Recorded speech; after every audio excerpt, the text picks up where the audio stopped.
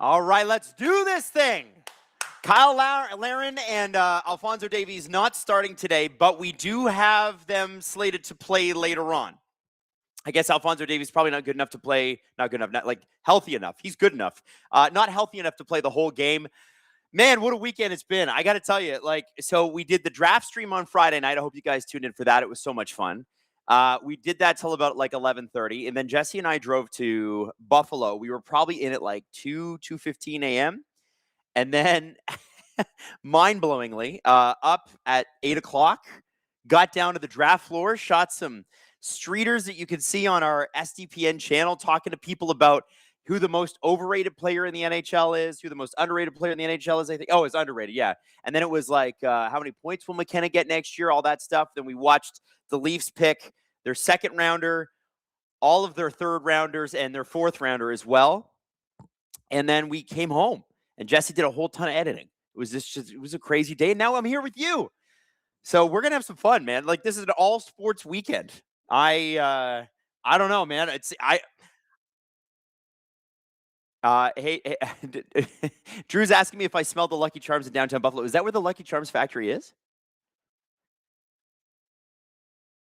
Oh, so okay. Well, it was Saturday, so I don't think that they're making marshmallows on a Saturday. But they make the Lucky Charms in Buffalo. I did not know that.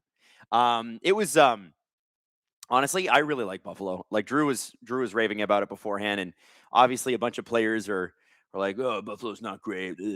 I got to tell you, I love it. And as an architecture nerd, Jesse, I tried to keep it to like I didn't want to be random fact guy too much with Jesse, but I was like, "Hey, man, check out those arched windows. Check out the etchings on the side of that building or whatever." And it'd be some boarded up building, but like it's from the 1920s and it's Art Deco and it's so cool. Kind of looks like Gotham, like with Batman.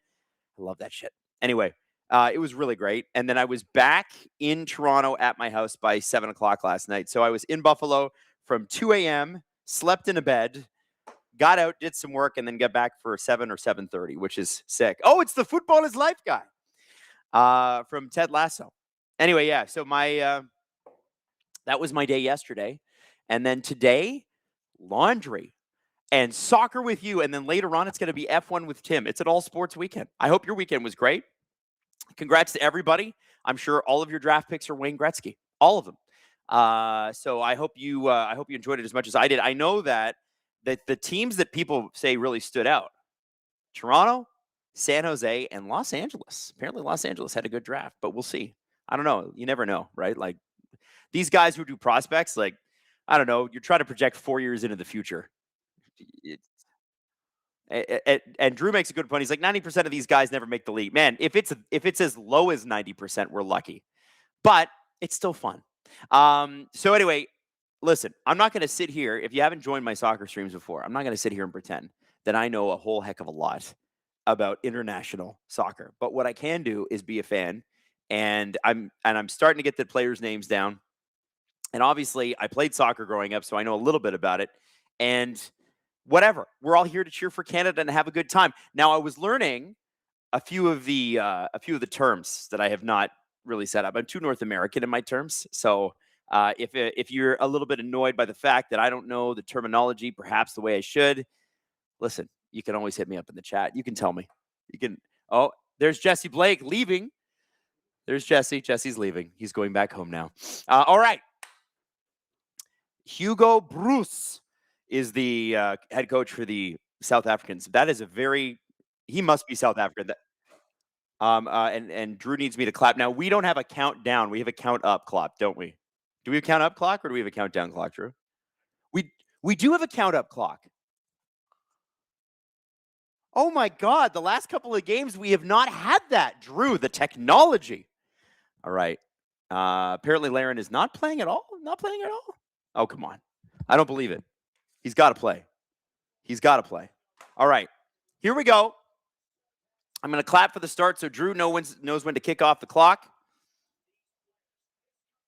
And here we go. This is the furthest Canada has ever gotten at this tournament, the biggest game in their history. There it is, Drew.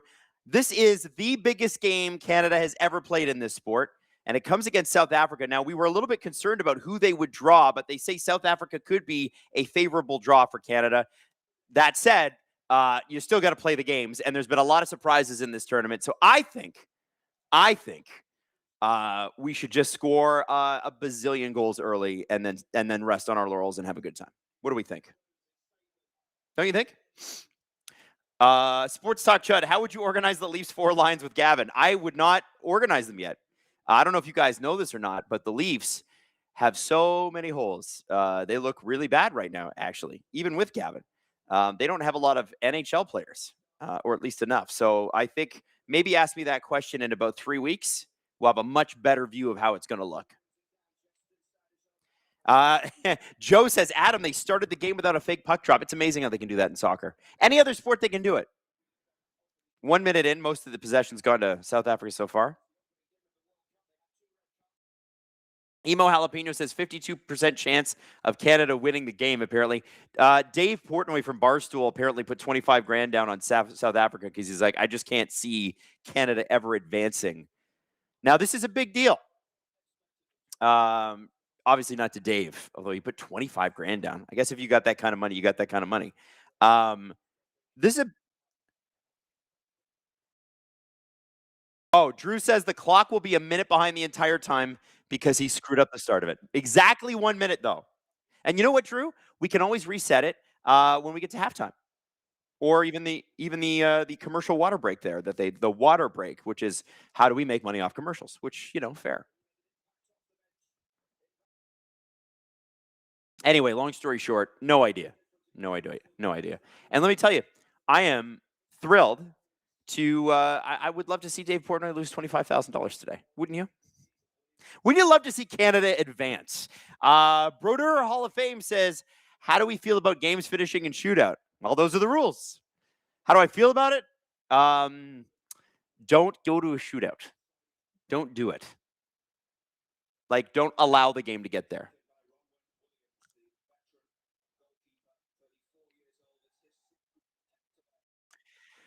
Drew's asking me how I feel about the black jerseys rather than red or white, because Drew was giving me some crap before the stream because I'm not wearing my Canada jersey, which, you know what? I could go down and put that on at halftime.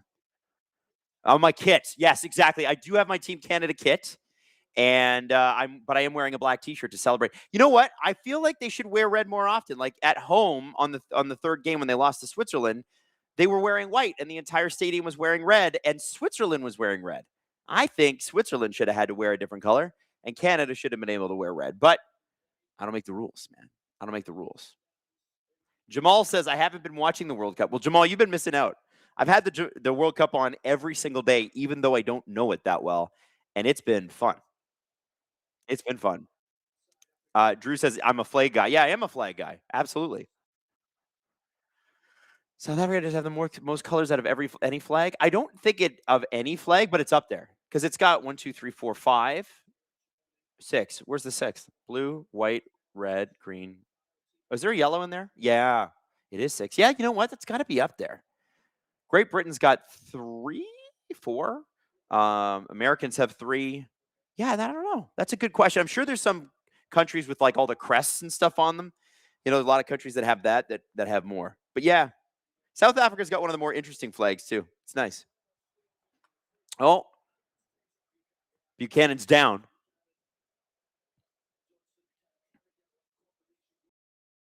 And it sure looks like a trip. That'd be a 2-minute call in the National Hockey League, but it's South Africa ball.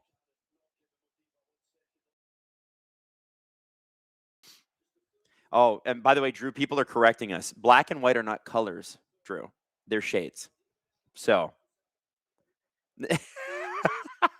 I will not repeat what Drew said. he basically said, you're being difficult. Sports Talk Chud, NHL playoffs so need a shootout. McDavid would have 5 cups. Nah. Go overtime. Hockey is a game of endurance. I'm not into the hockey shootouts. With soccer, there's a ton of tension with them, right? Like they're very tactical, whereas NHL, I guess it's tactical. It's not the same. 5 minutes in, by the way. And it says 4 minutes on my clock because Drew started it just a minute late. But that's okay. Joe says we should have our Liverpool kits on. I'd get it if RSA wore red, but our identity isn't black jerseys. I agree with you. I agree with you. Don't know why they went with that. Maybe those are the ones they won with the guitar. Oh, bad defensive coverage here. Canada's got to race back. This will be a potential opportunity. Top of the box, the South Africans couldn't get the shot off, but they get one here. And Crepeau makes a save. Big rebound. And Alistair Johnson boots that all the way back out, and it's a great kick. Wow. David's got it. Look at him. He's fighting for it, and he's brought down. Canadian fans want that, and they're going to get it. Ostino17 says, Alphonso Davies, does he play or sub? I think he's playing, but he's subbing in. Like he didn't start the game. I think you got to, his injury is such apparently that you got to maximize your time with him. I'm not sure if the thought from Canada is try to play a draw until you can get him in, or do you expect to score early? Like what's the goal here? Shot. Ooh, just from outside the box, but it goes over the net. Pistachio. Bobby says Canada are wearing their away shirt because they are designated the away team in this game, the same way Switzerland as versus Switzerland last game. Oh, okay. Well, there you go. The fact that Canada doesn't get to play in front of their home crowd too is so embarrassing. You could tell that we were very much us and Mexico were very much the minor partners when the bid was put in for the World Cup in our country. I mean, the fact that we got some games is great, but like the fact that we are not playing this game as a host nation in our own country is insane.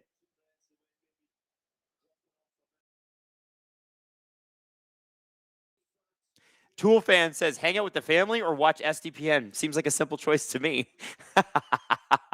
Max Crepeau, kicks it far down. Look at this. Great kick, great lead. And I think that's going to be a corner for Canada. Buchanan was fighting for that one. That was a really smart play. Canada looking a little bit more locked in, I think, than they were against the Swiss. I don't know what it was with last game, but they didn't feel sharp. Today, feeling a little bit more like they're executing. From what little I know. I'm just that guy at the party who pretends he knows what he's talking about when it comes to this sport. I have no idea. But I hope you're seeing the same thing. By the way, I don't know if you guys saw the report. Chris Johnson was saying that teams that are trying to call to pitch Columbus on Zach Berwinski are frustrated because Don Waddell, the general manager, will not pick up the phone. He's just not even answering his phone right now. They can't get a hold of him. Can you imagine? You're like, hey, man, I got this crazy package for you. And then he's like, you know what? I simply can't. I simply couldn't pick up the phone. Buchanan. Ooh, keeps that ball in. Here we go, Miller. You can always tell it's Miller because of the hair. Miller chips it in. We got to have an opportunity. Oh. And that's blocked by the defender. Canada is going to get a corner kick here. They haven't been that effective on the corner kicks throughout the tournament, but, And Richie Larea looked like, I think he was probably just going for a soft chip kick, maybe get the goalie to fumble it, get a rebound.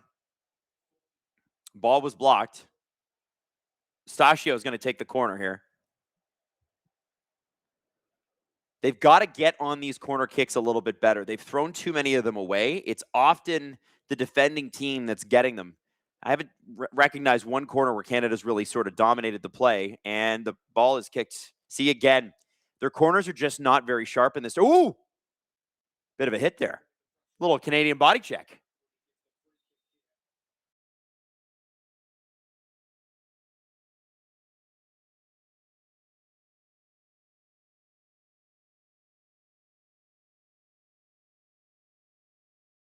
Dwayne De Rosario in attendance.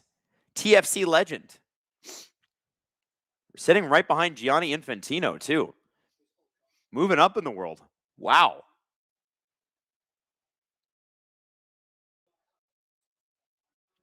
I've never been to Columbus, Drew. I've been to Ohio. I've been to Cleveland. I've been to Dayton. I've been to Cincinnati. I have never been to Columbus. Why do you ask? Well, they don't. Drew's like saying, why do they? All these guys want to leave? Because you know what, man? I think it's just because they haven't gotten anything going. Like, what are they? Their big offseason signings so far appears to be Kirill, or no, sorry, Charlie Coyle. Like, I think the problem with Columbus is they're. Steve said it perfectly the other day. He's like, they want to get away from being a team that trains people for other teams. And I mean, Kirill Marchenko and Werenski on the same day saying we're not going to be here long term. That's got to be a little devastating. Maybe that's why Waddell's not picking up his phone. He's just in his bathroom shaking, not knowing what to do with himself. Yeah, that's got to be really annoying. You know who I'm annoyed for? I feel bad for Blue Jackets fans. I saw a report today, by the way, that the Columbus ownership might be annoyed with Werenski because they've already paid 60% of his contract and he's got a couple years left. And why is he asking now, or why is he saying he's not going to stay? And I'm like, guys, he's given you good year after good year after good year, and you guys have done nothing with it. And he finally wins the Norris Trophy, and he goes, you know what? I'd like to go do something like play in the playoffs sometime this decade. Like, it's one thing for Austin Matthews. What I always said was it would be weird if he left after making the playoffs 9 years in a row. First sign of trouble, he's out the door. That'd be weird, right? I mean, part of the reason that he hasn't seen more success in the playoffs is the organization and the commitment to the core four and spending too much money on too few players. The other part of it is he hasn't gotten it done, along with Marner and Nylander and Tavares too. So he owns some of that. So him leaving this offseason would have been odd, although you could see why a couple of months ago he had his doubts. Oh, here we go, Canada at the top of the box. But Werenski, they can't even sniff the playoffs most years. And even when they do, they're sort of like, oh, wow, great effort, guys. We almost did it. So, yeah, I don't think Columbus is a bad place to live. I think it's actually really nice, affordable. From everything I hear, it's a great sports town, but it's just the organization cannot get it together.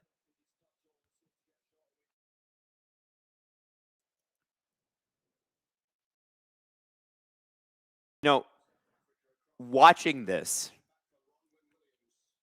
first off, it makes me miss hockey a little bit because I just love watching the competition. But part of this too is so interesting because Canada's I think they want to be the guys that score early. You don't want to go down in a tournament where you're a host nation to a team that's ranked 20 or 30 places behind you, right?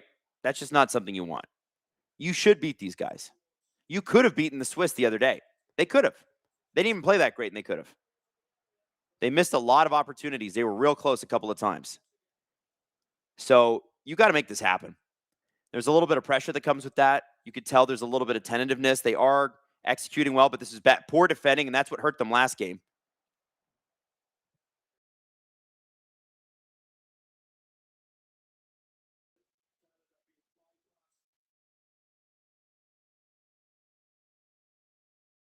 South Africa doing a pretty good job here. Oh, here we go. David Miller's away on his own. Miller, can he get the shot off? No, he cannot. Oh, got to the top of the box, but the South African defender raced him back. Just couldn't get there in time. What a great play, though. Nice heads up. And Miller was alone. But look at that South African defender just chugging. Now, we do have another corner because of it, but that was good defense, man. That was good defense.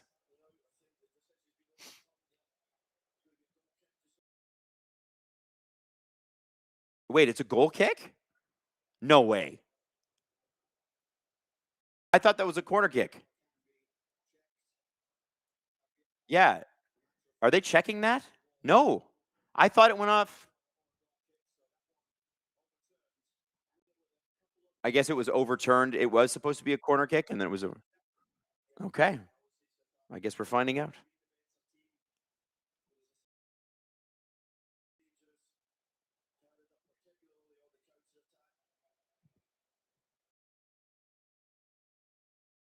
Big kick by the South African keeper. Goes almost basically all the way down to the Canadian keeper.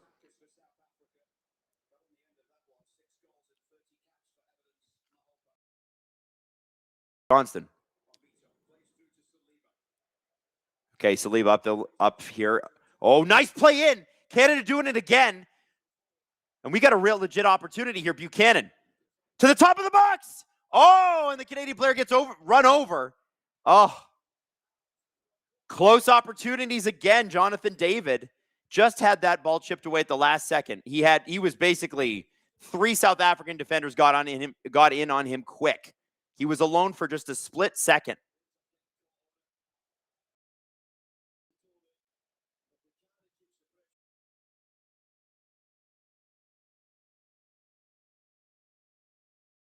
Okay, we got a corner now. Like I said, Canada's corners have not been the strongest this tournament.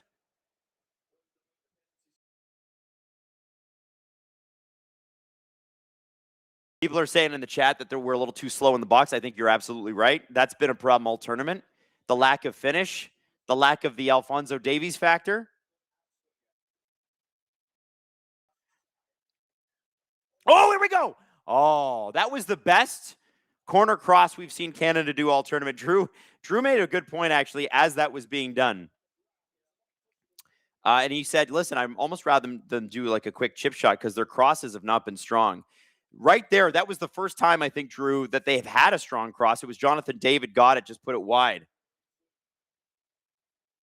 It's the blown opportunities in this sport, right? You've got to be ruthless. Ruthless in your scoring opportunities. You got to take advantage. And they haven't done that well enough in this tournament. Obviously, with a couple of stars out, if Kyle Larin is in fact not playing.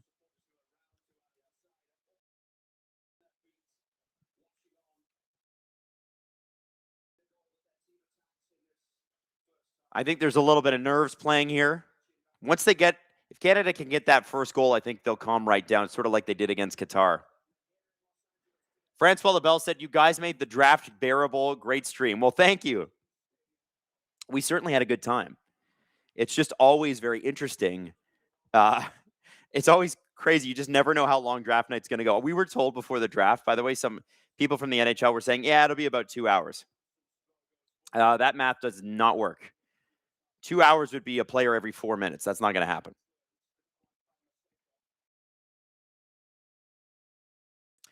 Wayra King says, who is SDPN today? Is it Adam? Maddie? No, it would be Drew, right, Drew? Oh, no, it's Justin. Justin's on too? Oh, I thought it was just me and Drew. All right, Justin, what's up, man? So Drew's producing. Justin running the chat, causing trouble. But Drew also says, I can control this as well. Will Justin and Drew get into a fight, a slap fight, in the comment section? You have to wonder. You have to wonder.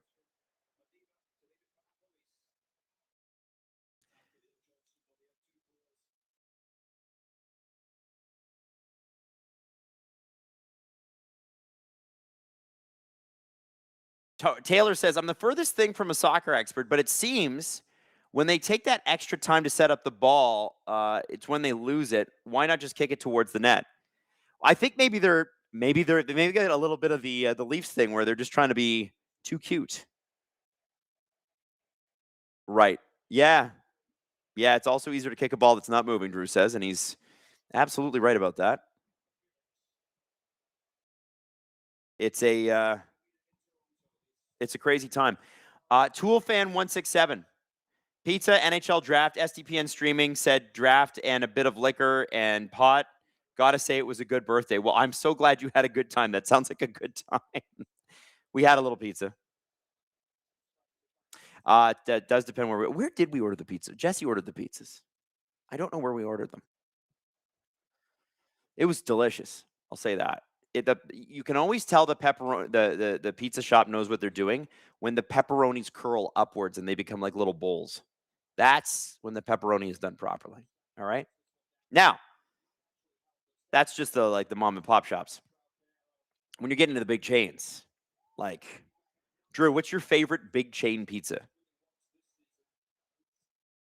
Buddy, I love Pizza Hut. Yes. Finally, a food take we can agree on, Drew. Pizza Hut's my favorite. Diane, pan fried. It's amazing.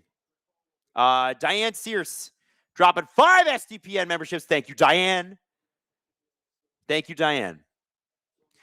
Johnny says that's called a cup and char pepperoni. Those are my favorite.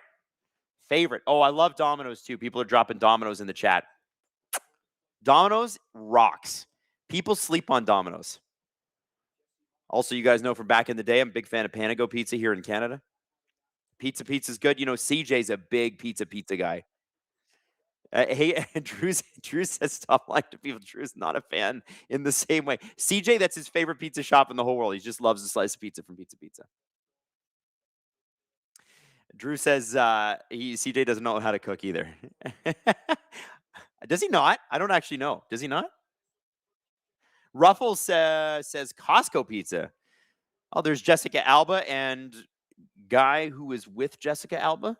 I'm assuming her boyfriend. Jessica Alba still looks like literally the same person that she did 20 years ago.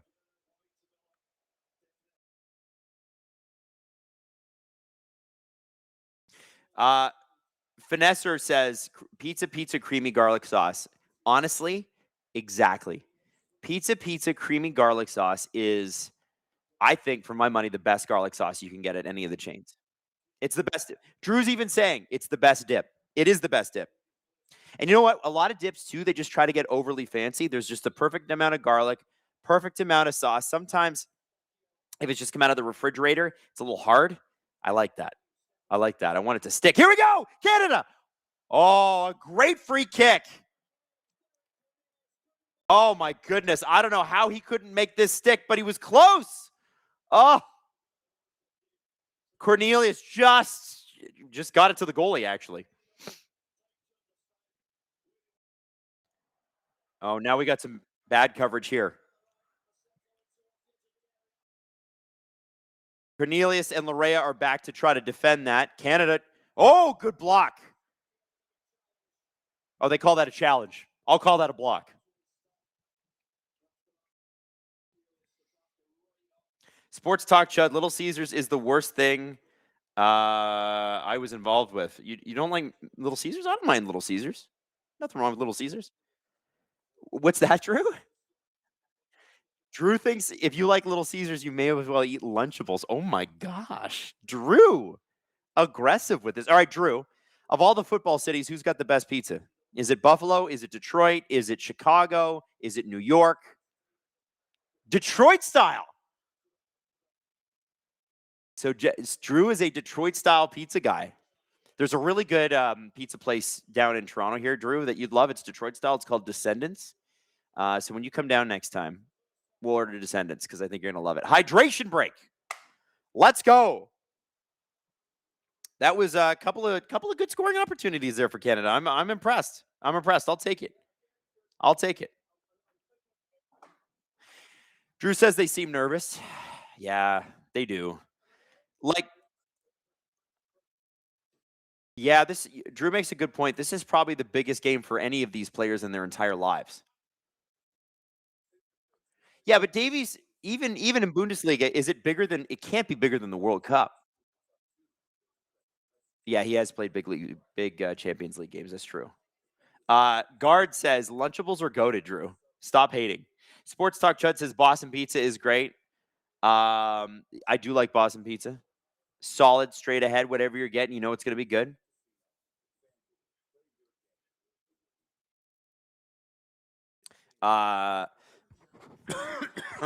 Excuse me for the cough there. Spicy chicken bacon ranch from Domino's. Ooh. Oof. Yeah, Drew says if it's not okay, I'm gonna agree with him partway on this. He said if it's not a tomato base, it's not pizza. That means your olive oil, your the what do they call it? The garlic sauce, the barbecue sauce. If any of that stuff is the base, Drew's like it's not pizza. Now, Drew, have you ever had a good fungi pizza, like a good mushroom pizza? Do you like mushrooms? You would never order that. Okay, you'll do spinach and cheese, but you will not do mushroom pizza. Because mushroom pizza, if you get it done the right way, is absolutely, positively elite. By the way, Emo Jalapeno says, yeah, come on. Mushrooms taste so good. Are you kidding me?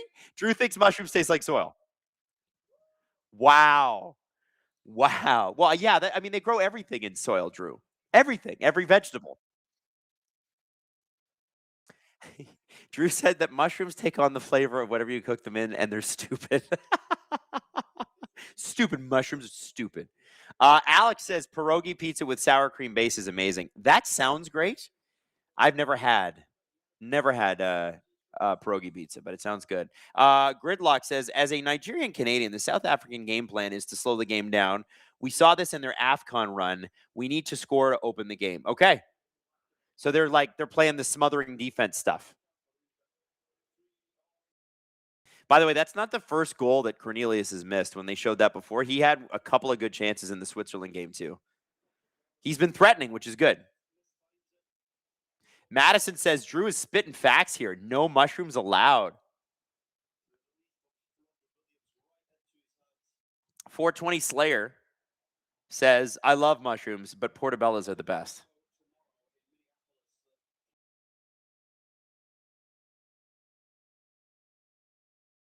I would, as Drew said, if I gave you 10 different mushrooms, you wouldn't be able to tell the difference in taste. And I think you would, man. I think you would.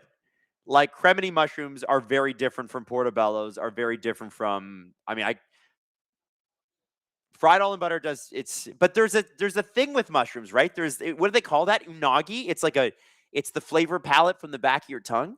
There's something with mushrooms. They add a little bit of something. Ooh, and you know what?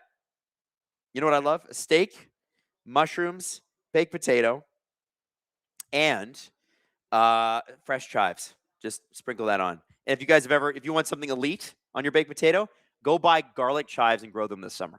I'm growing chives on my patio right now at my condo, and I put them in eggs. I put them on the mushrooms themselves if we're getting a steak going. It's the best. Umami is what I'm talking about. Umami. But Abram says umami, but yes, mushrooms are gross. Gerbet says, what's happening in the game? Canada's get some opportunities. The thing is that the South African defense seems to be pretty strong. They're making Canada think twice about doing things. I think Canada's been a little bit too cute. I think you just got to power your way to the net.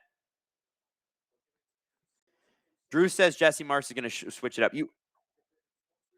South Africa's got 60% possession? Whoa. Wow. Yeah, no, they gotta do something here. The lineup. There have been some opportunities, no question, but you got to be. This is what Canada ranks 30 spots ahead of South Africa in the world rankings. You have got to win this game. And that South African player is just lying there on the pitch. He'll be up in a couple minutes. He'll be fine. Do we believe he's hurt? We do not. But he's selling it.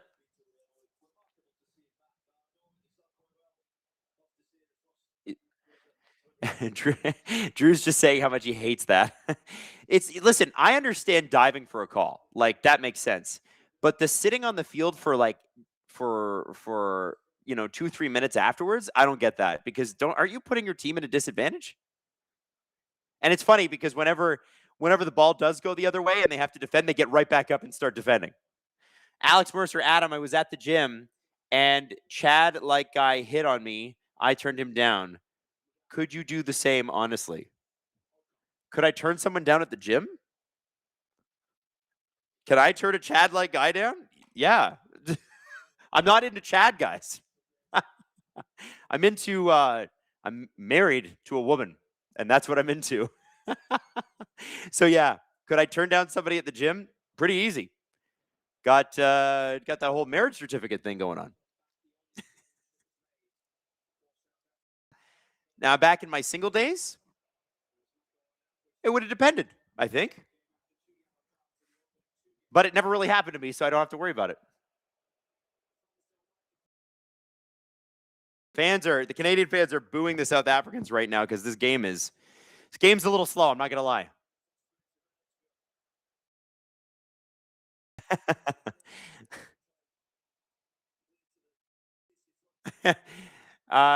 QZ says, you're lost, bro. Fair enough. Fair enough.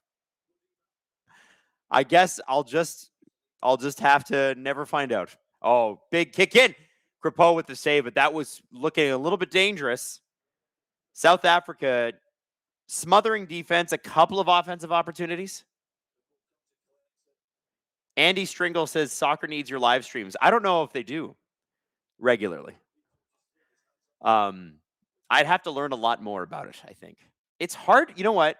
It's easy to be a fan of a sport and just be like, yeah, I watch it in passing. This is what I do with soccer. I watch it in passing. It's my fan sport. I do love the game, and I love going to TFC games. But, the thing with sports is that sometimes you're like, well, I got to invest some time and learn a little bit more. And then it keeps progressing, progressing, progressing. And how many sports can you do that with? Like, I feel like, especially when you got a kid at home, you probably got 2 max, maybe 3. Like, Drew, how many sports would you say you're truly invested in? Hockey, clearly. Football, clearly. Anything else? Like, truly invested in? Just those 2, right? I think it's only 2. I mean, I love football, but because I do a show on F1, I'm far more invested in F1 than I am in football. I think my 2 are hockey and F1, and then I love football and have grown up in a football household. But like, if you asked me about all the play formations, I just don't know them. I know what shotgun is. I know what a blitz is, that sort of stuff, basic stuff. But there are guys who can watch a game. Drew's probably one of them and go, well, they're doing this right now, and they're doing this and this and this and this. You ever listen to Tom Brady or what was his name that was calling all the plays that drove you nuts, Drew? Tony Romo.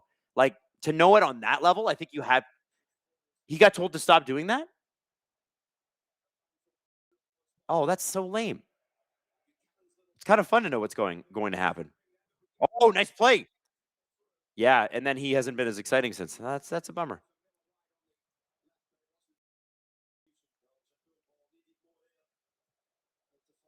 Andy Stringle says Romo sucks at commentary. Drew, do you agree with this? Now he does because he's not allowed to predict, says Drew.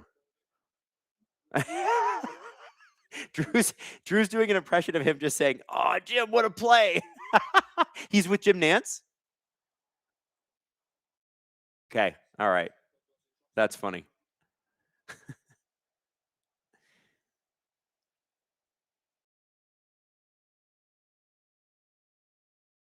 All right. Canada trying to get some things going. Nice play by Buchanan there to Johnston, who gets, nice challenge by the South African defender. Oh, and he boots it off of Johnston, and it goes to the goalkeeper. Denise says, Adam, do you still have your ring, or is it at the beach? It's at the beach, my ring. It will be replaced one day. I haven't replaced it, no. My wife doesn't wear hers every day either. It's not something that, like Drew just called us a pineapple couple. No, we are not that. We're not the key party couple, that's for sure. No, we're far too, I think, far too jealous for that. But I think I mean, she just doesn't want to lose it like I lost it. I think maybe I gave her PTSD from losing mine. Still one of the dumbest moments of my whole life. Philip says, when will you replace it, though? I'm actually planning on replacing it later this year. As you guys know, with the wedding ring, it's not some small purchase. So I'm going to try. I'm just saving up. I mean, not that guy rings are that expensive, but. You wear a rubber one? Oh, I should maybe do that. Does it make it sweaty, though? Oh, here we go. Canada, top of the box. Here we go. Shot! Oh, good shot, finally. Good save by the South African keeper, but there we go.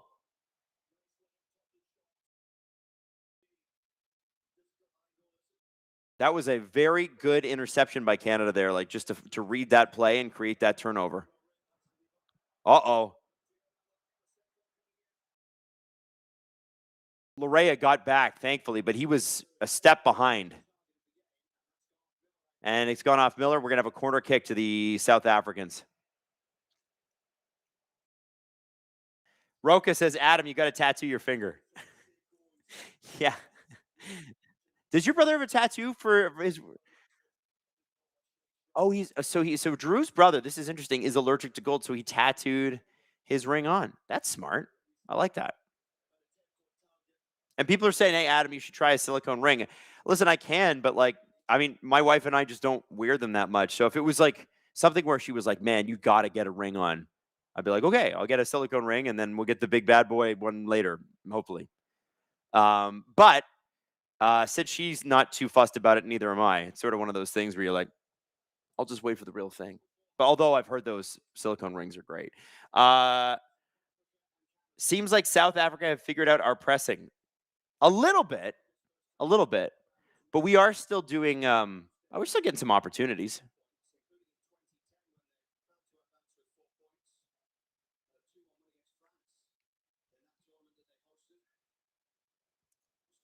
Stakio. The South Africans are just playing smothering defense here. Maybe this is what Jesse Marsh wanted to do when he was keeping Alfonso Davies back, right? We know they're going to try to smother us in the first, put him out in the second, press hard. I hope he plays. Like, it would be such a shame if he doesn't play this entire World Cup. Ooh. Bombito with a nice play there. Watch that. Look at this. Perfect. This is perfect defending. Wham. Perfect. Hockey and Soccer Forever says he's not going to play.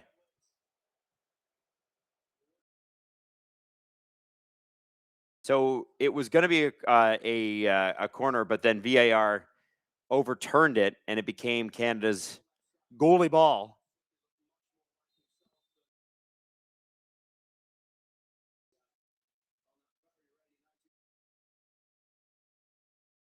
Insider J Money, is this live? Hayden, can I have a water? Hayden's not here, J Money.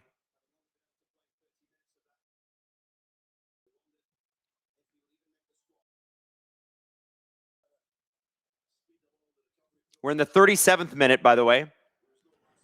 The crazy thing about this, about doing these streams too, when we're doing, when you're used to doing hockey all the time, is like how short they are. These games are just so like they're a full hour shorter. So you're like, oh, we're already halfway there.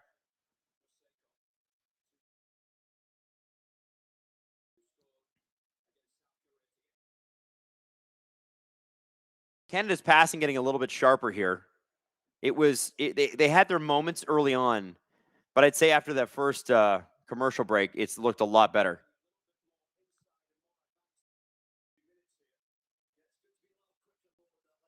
They've got to. It's very clear that they're going to have to move the ball very quickly. If they even hesitate for a second, the South Africans have just been all over them.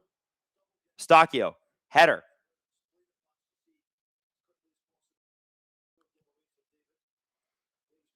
Miller along the line.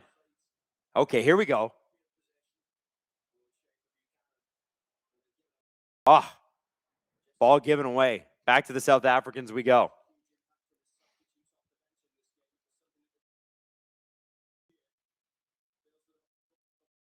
Yeah, not great.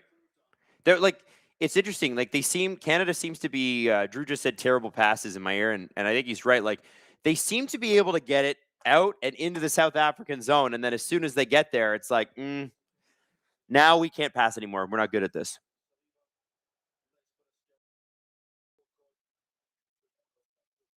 Oh, the commentators think that should be a yellow card. Interesting. Oh, wow.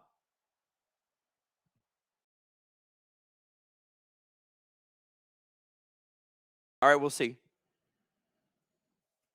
South African coach pissed.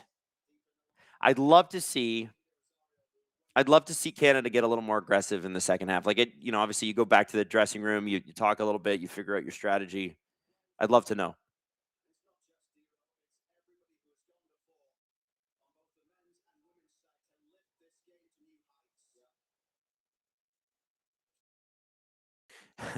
Drew said, "Hey, have you ever been in an executive suite where they had your name plate on a chair?" I've been lucky enough to be in like a couple executive suites, not as an executive, just as some guy who's a friend of an executive. And no, none of them had plates on their seats carved in gold.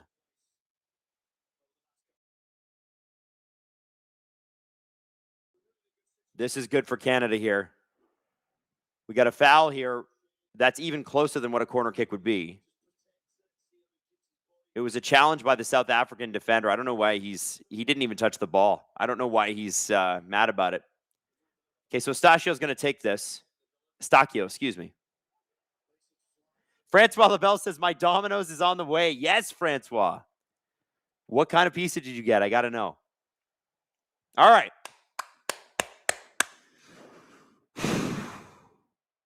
We got it. This is something they got to make happen. They have been bad on these crosses. They really have. All tournament. Oh, now we get some pushing going on.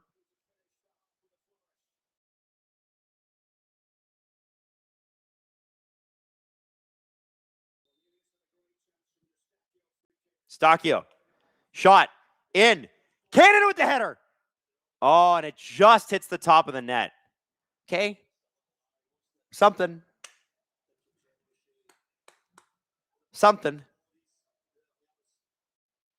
It's Drew is not happy. Drew's like, that's awful. Oh. Jesse Marsh is just clapping.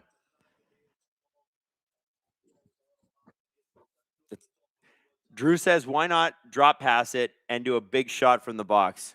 I wonder if they're worried that the South Africans will just block it. But even so, that still creates some chaos for you, right? Yeah, it's true. Jesse Blake in the chat telling you guys to hit like and then hit subscribe and potentially tell you all your friends. Whoa! Oh, all right. So, by the way, our clock on the screen is just a minute behind the clock on TSN right now. And the reason for that is Drew just started it a minute late. But don't worry. For the second half, we'll be good.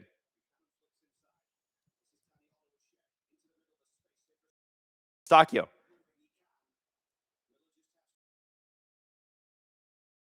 Miller.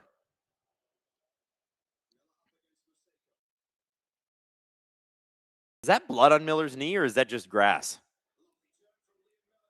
Miller. Breaking away to the top of the box. Here we go.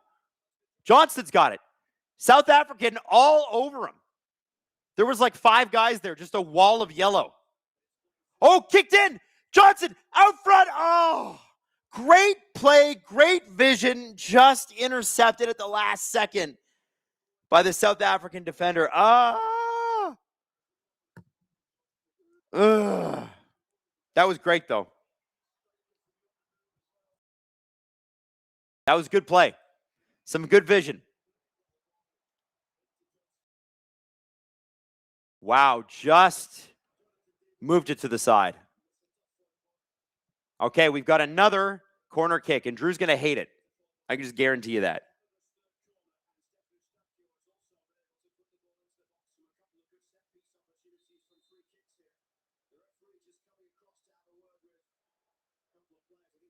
Referee is warning everybody to stop pushing and shoving. Stop screwing around. In. Stachio kicked. Oh, it just went to the line. Canada, come on, get it in. Oh my God, there was 3 great opportunities and the South Africans somehow get away with it. They were on the line. On the line. That was the best corner kick they've had all tournament. They were so close. So close. Oh, the South African defender behind his goalie with the block, and then the second one on Buchanan by the goalie himself. That is great team defense. Just listen, you can't score if you put everybody in the net. Wow. They're getting closer, though. Canada's getting closer. Keep manufacturing these opportunities. Bombito with the first head. Man, he jumped high. I only imagine what the vertical on these guys are. Just crazy. Close. They were close. You got to keep manufacturing opportunities. That's what you got to do.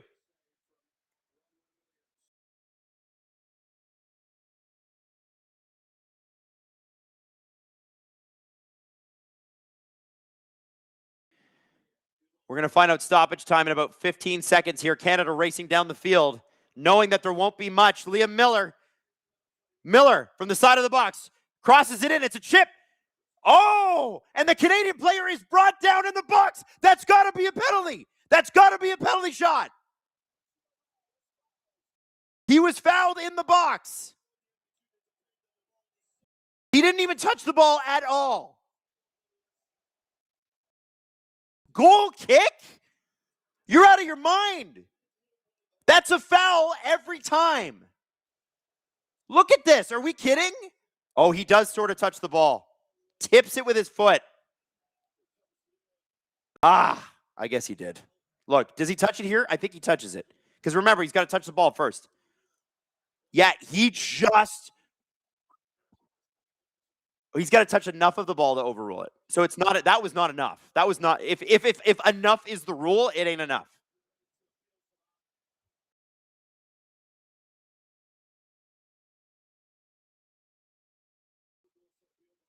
Are they going to overturn this one? By the way, I love the way in soccer they just overturn the ref. They're like, no, he got it wrong. No, he got it wrong. Why can't they do that in the NHL?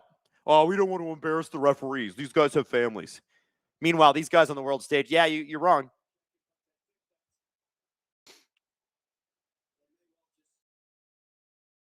They are just going to carry on. Oh, that sucks. And the boos are raining down in Los Angeles. Canadian fans do not like it. I don't blame them. Man, the South Africans got lucky there. By the way, they're reffing this game like it's Copa America. Like it is a rougher game. They're not reffing this like a European game. I don't know if you guys have ever watched Copa America. Oh, here we go. It is a vicious tournament.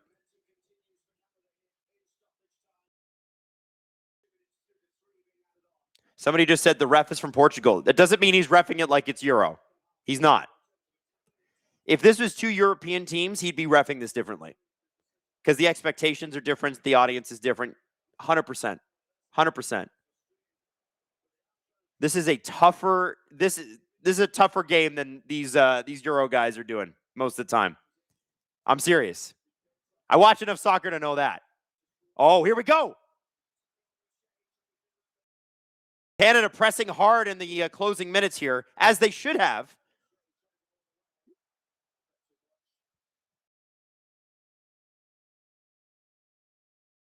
Wayra King says the African Cup is brutal. Oh, yeah, absolutely. I think probably the toughest tournament, like tough physicality-wise, toughest in the world, isn't it? Like when you're talking about wow. The ref called that? Are you kidding me? This is insane. The refs from Portugal, do they have glasses in Portugal? Contact lenses?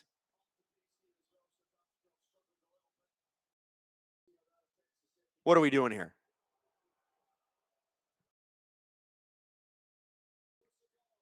And the whistle goes. Wow. Wow.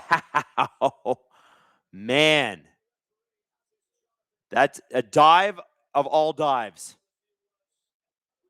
Yeah, of course he's mad. I think are they trying to keep Jesse away? They're trying to keep him away from the ref. Jonathan David pleading his case to the ref. The ref going, "That's nice. Go to the room. We're not talking to you. You're not even playing. Get out of here." Man, I can't believe this. I can't believe this. All right. So Canada with a really tentative start, but at the end started to look like they were pressing through. Steve Dangle in the chat, everybody. Wes McFooty, agreed.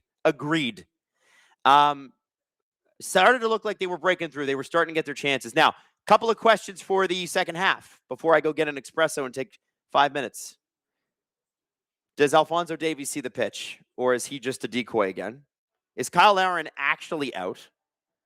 And can Canada finally get a goal? What's that, Drew?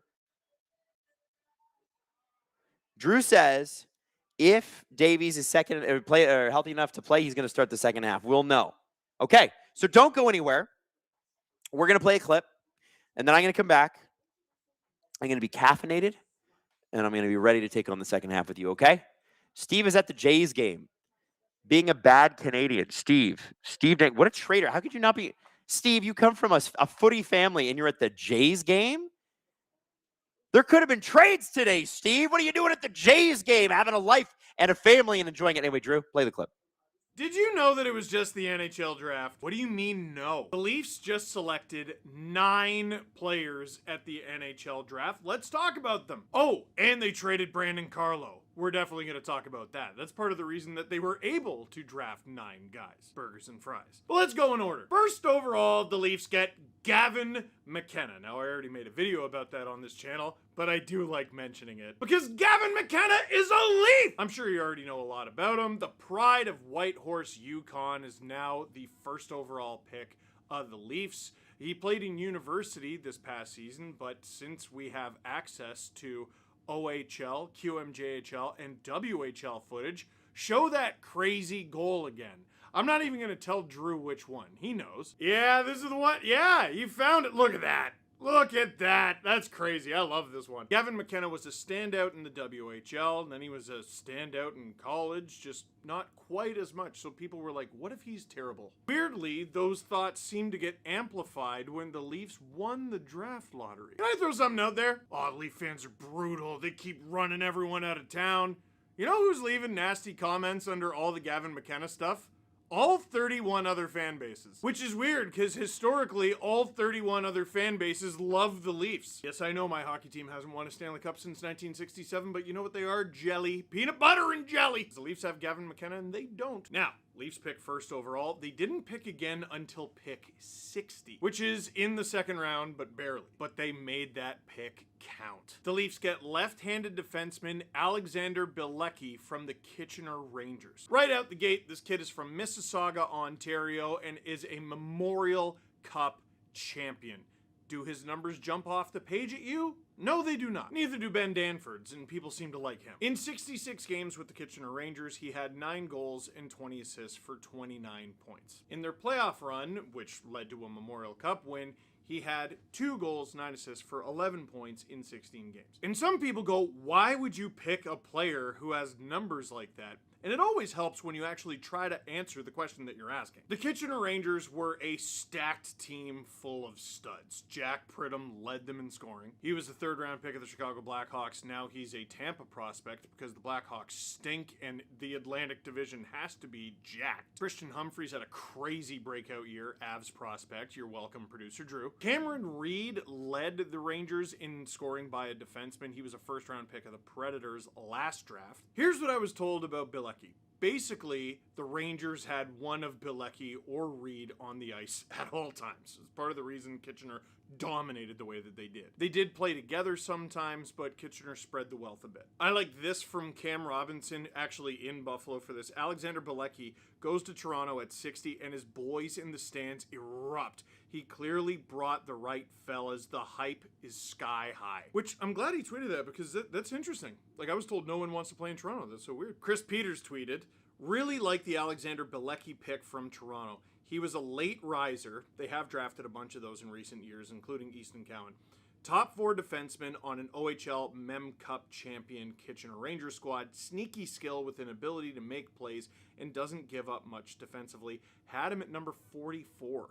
Leafs got him at 60. It's interesting because Chayka has made some trades recently, and he did make a trade today, but it was trading guys off of the roster and out of the organization. The Toronto Marlies, who just won the Calder Cup, are juiced to the gills with defensemen. Like, that's one thing Brad Treliving did while he was Leafs GM, is he just loaded up on guys. Well, in this draft, John Chayka kept adding to the pile. This is where the Leafs picks just start firing off like a machine gun. Because between picks 60 and 85, the Leafs had 5 picks. The Leafs had the 69th pick, and it was pretty nice. They get another left-shooting defenseman, Ethan McKenzie from the Edmonton Oil Kings. Now, if this name sounds familiar to you, it ought to be. He played on the Canadian World Junior team, and he was one of the best stories on that roster. Here's why that's interesting. This guy was undrafted. Not like he wasn't draft eligible. No, he was draft eligible. It's just everyone passed on him. Heading into this season, Ethan McKenzie had already played 130 WHL games spread over 3 seasons. The 6'1", 188-pound defenseman had a career high of 5 goals. This season, as a 19-year-old, he blew expectations out of the water. 22 goals, 36 assists, 58 points in 59 games, almost a point a game defenseman. And all the reports about him are that he is what this team lacks. He is a dog! From Stephen Ellis, who's a great follow. Ethan McKenzie to Toronto. McKenzie was a surprise addition to Canada's World Junior team, and he didn't disappoint. It was a solid enough stretch that he helped ensure he would be selected this year after being passed over twice. It wasn't just once, it was twice that nobody picked him in the draft. McKenzie's ability to win individual battles and shut guys down makes him intriguing. His maturity and hockey sense have really blossomed over time, and he can kill plays and log a lot of minutes if needed, as proven with the Oil Kings' great pick. And if you want something fun, here's an old Scott Wheeler tweet of the Team Canada lineup at the World Juniors. I'm going to direct your attention to a couple things. Number one, look at the top line left winger. That's Gavin McKenna. Look at Canada's third pair. It's McKenzie and Danford. Both guys are now Leaf prospects. Ben Danford was picked 31st overall by the Leafs in 2024, and him and Ethan McKenzie are actually the same age. Ideally, with Ethan McKenzie, you get a player who is less far away from potentially playing NHL games for your team on account of he's older. 18-year-old defenseman playing the NHL. It's a short list. 19-year-old defenseman playing the NHL. It's a short list. How many 20-year-old defensemen playing the NHL? It's a bit of a bigger list. And it grows at 21, 22. You understand what I'm getting at. Then the Leafs trade Brandon Carlo. Brandon Carlo goes to the St. Louis Blues for 2 third-round picks. That's the 73rd pick and the 76th pick. So they just picked 69, then they get 73, then they get 76. The Leafs obviously liked guys in this range, and this has been described as a deep draft. I mean, every draft they throw this around, they throw that around, but this was legitimately a deep draft. Now, I talked about this in a video that I shot earlier today about like the Sebastian Cossa situation and his trade and the Mason McTavish situation and his trade. It's not good that Detroit picked a guy 15th overall and then let him develop for half a decade, and then they get less than the 15th overall pick in return for him. That's obviously bad, big picture. In a vacuum, they get the 23rd overall pick and use it to pick J.P. Hurlburt. That's a really good situation for them. Mason McTavish, 3rd overall pick from 2021. They get 2 first-round picks for him, and they're very late first-round picks. Well, it's 15th and 29th. Would you trade the 15th and 29th pick for the 3rd overall pick? You probably wouldn't, right? It's not great value. And also, you've had this guy for half a decade. And also, he was cost-controlled. And also. Big picture, is it good that the Anaheim Ducks are losing Mason McTavish? No. In a vacuum, the trade, pitching him out the door for a couple first-round picks, is good. And I bring that back around to Brandon Carlo. You know what the Leafs gave up for Brandon Carlo. The Leafs acquired Brandon Carlo with some salary retention in exchange for a conditional first-round pick, Fraser Minton, and a 4th, who is Vashik Blanar, who I imagine is going to win, what position? Norris. He's going to win a Norris. Listen, that trade sucks. If it was Carlo for Minton, it'd suck. It's not. It's more. It sucks. But if you look at the way the Leafs decor is shaping up for this upcoming season, it became more and more obvious to me that I don't think they're going to use this guy. They just got Radish. They still have McCabe. They still have OEL. It kind of is starting to look like Riley is staying. They acquired Emile Andre. Chris Tanev is hopefully going to be back. A lot of people were penciling it like, oh, Emile Andre is going to be the odd man out. And he might not play every game this upcoming season, but it was starting to look like Brandon Carlo, who even with salary retention made over $3 million, wasn't going to play every game for the Leafs this season. Not like he's going to get injured, like he's going to get healthy, scratched. Blues think they can use him? Great! Have fun! I feel horrible for the way it worked out with Brandon Carlo here. You know, I've pushed back a lot on Leaf fans being tough on their players. We were really tough on this guy. But the particular reason that we were really tough on this guy was the situation earlier this season where I think it was Mason Marchment ran over Anthony Stolarz, and then Stolarz got mad about it after the game. Brandon Carlo was the guy who was standing right there and could have done something. Stolarz got upset about it, and most people were like, yeah, he's right. It's the NHL. You just lost to the Florida Panthers, in part because Stolarz got injured. Stick up for your guys! If you can't even stick up for your goalie, what are you doing? See, it's bringing it back. Then, when Austin Matthews got kneed by Radko Gudas while Carlo was on the ice, he wasn't the only person on the ice, but he was on the ice.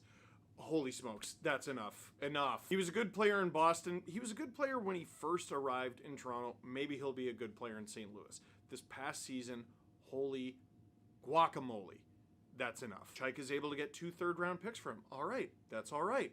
What are you going to do? At 73rd overall, the Leafs get right-shooting right winger from the Saskatoon Blades, Zach Olson. Didn't have mind-blowing numbers this past season. 18 goals, 34 points in 57 games in the dub. 6'1", 202 though. What's funny about the scoring is Olson was 8th on the Blades in scoring. He was picked in the 3rd round. In the 5th round, and I'll get to this a bit later, the Leafs picked the guy who was 2nd.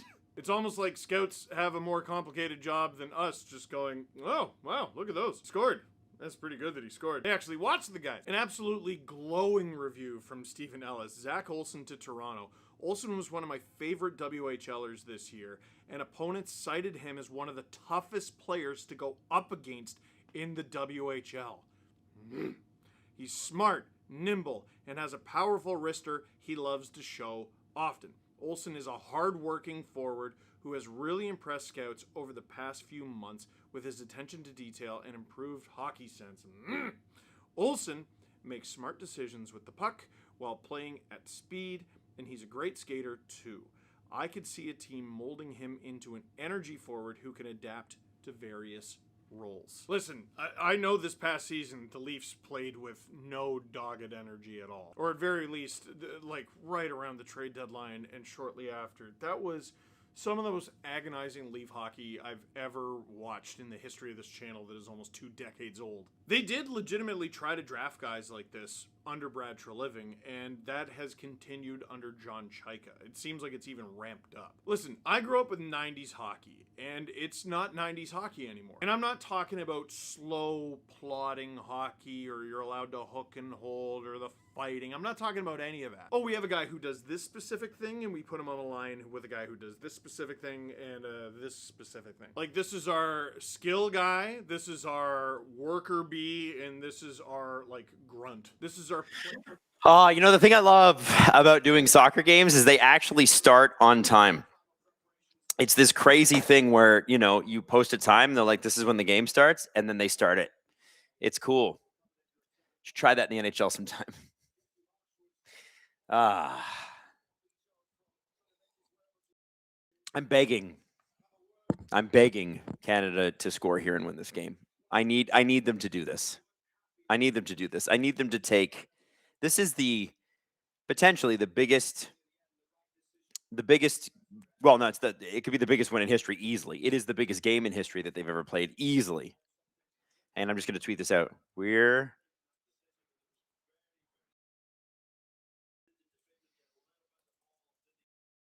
And I'm just trying to, like, trying to figure out what the reaction would be across the country. Like, you know, we've had some heartbreaking losses, Jays in Game 7. I feel like they're like most of Canada's team. I know there's some holdouts in Vancouver that love Seattle. But the Jays kicked for Seattle's ass, so they got what they deserved. We got what?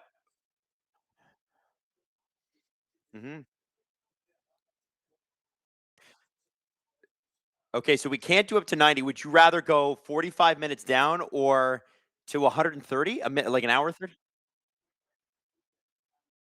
Okay, so you can go to 1 hour 30, but it would still. Okay, so as soon as it hits 60 minutes, it's going to go to 1 hour 30 or 1 hour. Okay, I'll go to 1 hour. Just count it up. I think count it up. Count it up.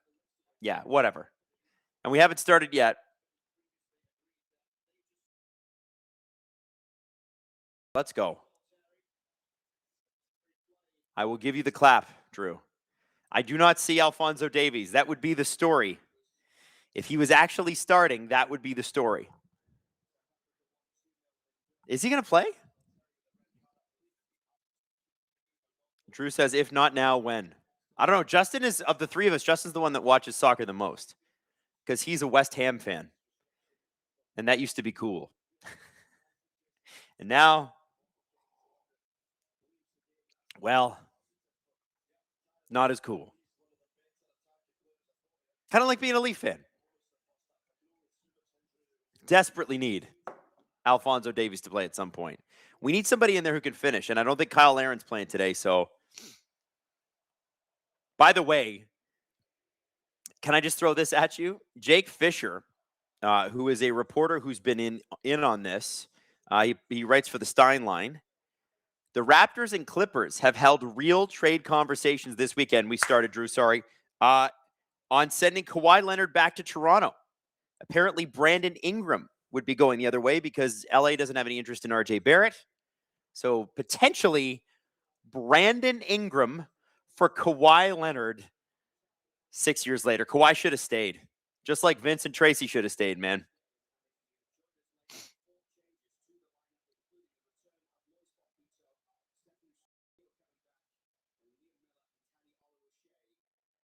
It'd be cool to see Kawhi back, but would he play? I know he had a good season last year, but would he play? Drew says he don't want him back. He averaged 28 points a game last year, Drew. And he said, yeah, and he's going to play 28 games. Well, it's potential. We see the return of the fun guy. Johnston running it down the line. Johnston trying to keep it in, and he cannot. Oh, can he? Oh, yeah. I don't think that was. Listen, I'll be honest. I think whatever happened there, VAR would have turned that over. It's Coro. Adam, what's your best lease package for Werenski and Marchenko? I don't think we have enough for Werenski. Although people are saying that. You know what? I don't know if I actually believe that. Like, Drew's going to hate this because he's like, who do you guys think Matthew Nyes actually is? And to a point, he's right. We love our guy. I love Matthew Nyes. But what other team in what other market that can afford Zach Werenski and a market that he would want to go to, right? You got to remember that he's got the trade protection here. He's got all the cards. Who's got a better player on the roster than Matthew Nyes to offer that wouldn't flatten their team, right?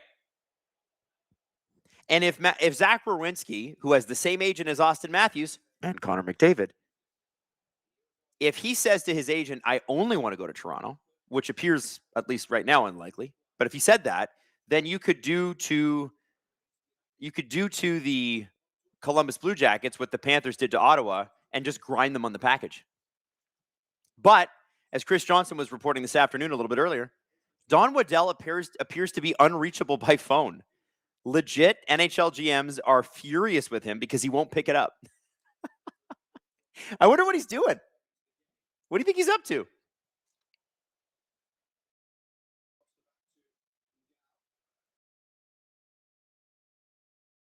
Liam Miller at the halfway mark here.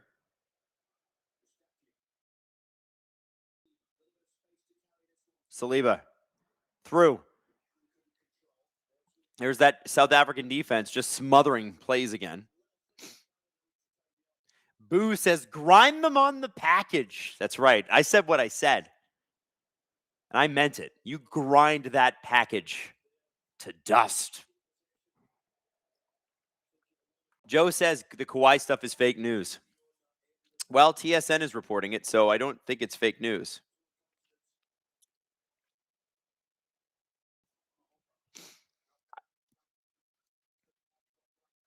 A Canada fan lost their phone into the pitch doing the wave. I love that. I love that. Justin says Adam. I don't know why he says Adam. I don't know why.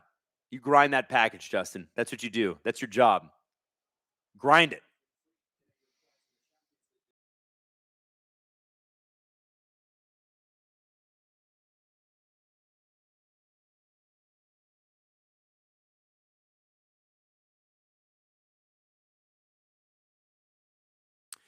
It's Kroto says apparently Marchenko wants $11 million.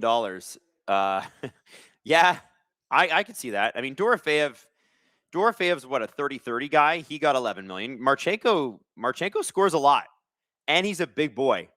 I could see him wanting what Dorofeev wants. Is he going to get it? Maybe not to the dollar. But can I see Kirill Marchenko getting 9 or 10? Guys, I keep saying it on the show. Nobody takes me seriously. We are going to live in a world where Logan Stanley makes $5.5 million, $6 million. I'm not kidding. This summer, watch Logan Stanley, big guy. Oh, look at this bullshit on the field.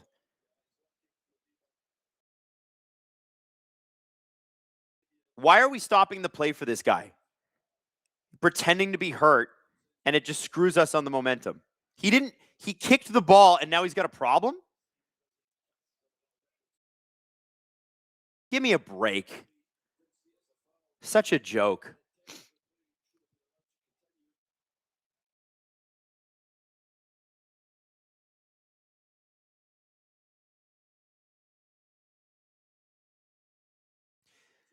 Justin is not for the Kawhi trade.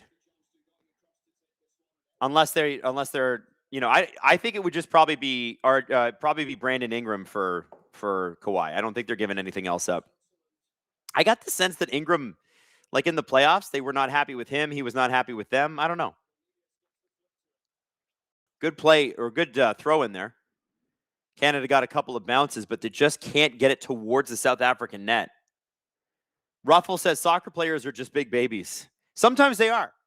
Like, there is something to that. Now, I'm all for a properly executed dive because I am a Nazem Kadri fan, and that man can draw a penalty. He's an artist. So is Brad Marchand, actually. Great artist at that. But what often you see in soccer is these guys just laying on the field. That's what I don't get down with as much. And in North American and the South American games, they're a lot rougher than Europe. You don't see it as much. You see it, but not as much. Yeah, Drew's like, I hate the screaming on the ground like he got shot. Yeah, exactly.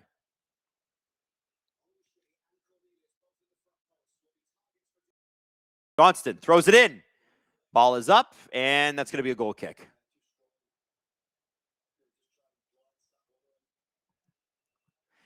Exalt says if play has to be stopped for an injury, the player should be subbed off. Well, that is a rule. If it's more than a minute, then the player's got to leave the game.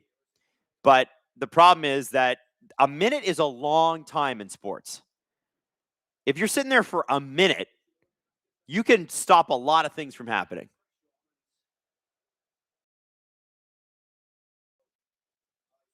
Is there going to be a free kick here? Really? Oh, because he's grabbing his jersey. Yeah. Oh, and he booted him in the face. Oh. Okay, not a free kick. Goal kick. Roka says the faking and the BS is known as the dark arts. Some people are very good at the dark arts. Some people are a little too obvious. And somebody just said time wasting is classic dark arts. Man, South Africa are good at running a clock. They are good at running a clock out.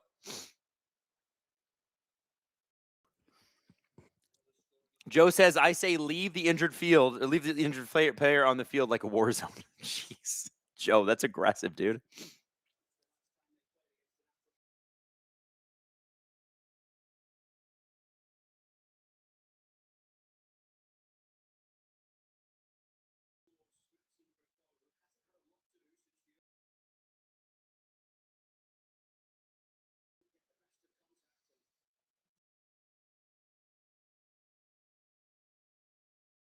Oh, come on. Are we serious here, guys? Okay, I guess he pushed him. I guess. Sorry, I'm a little biased, as you can tell. Not that there's probably not many RSA fans in the chat right now.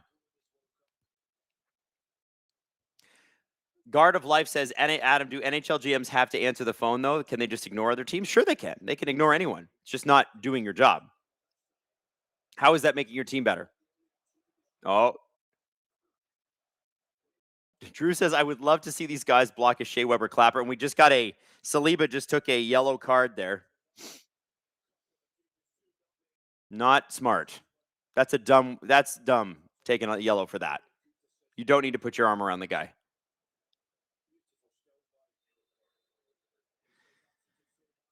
Michael says, I watched some other RSA games this cup, and I thought they seemed very floppy, and it seems it wasn't my imagination.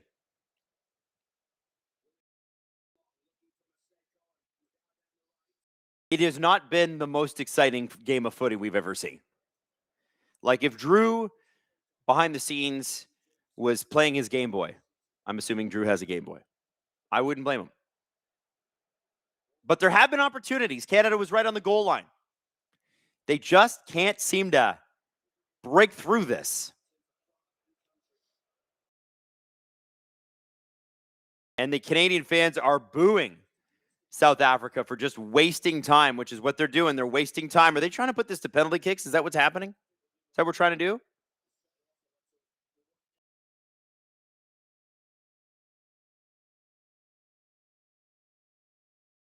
Oh, here we go. Canada, bad coverage here.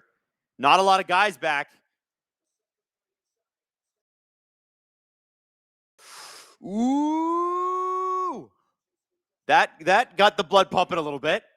That was a little scary.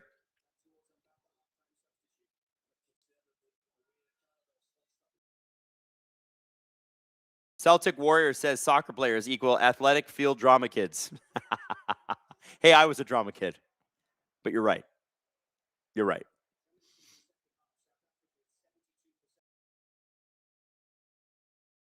South Africa has 72% possession since the break.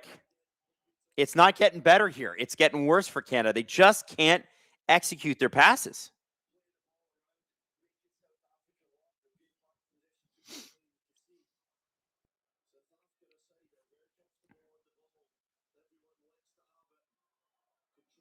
Justin says they were not wasting time that was designed. Well, it feels like it.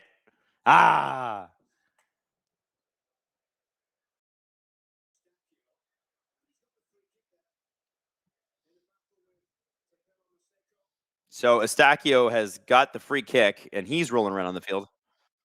Davies is warming up. Let's go. Finally. Come on. Estacio still on the field. Get up, Stefan. Davies on the field. The Bundesliga striker. Come on, Davies. Get out there. Josh says, Adam, did you watch the race this morning? Lewis seemed super frustrated the entire Grand Prix. Listen, the thing about Lewis Hamilton is he's never a little frustrated. It's either he's having the best time of his life or he's furious, and he's the Nathan McKinnon of Formula One with a lot more winning. Nathan McKinnon is either okay that he won or absolutely furious the rest of the time when he doesn't. It's just the way it is. It's what drives them. Oh, no, Estacio might be going off the field here. No.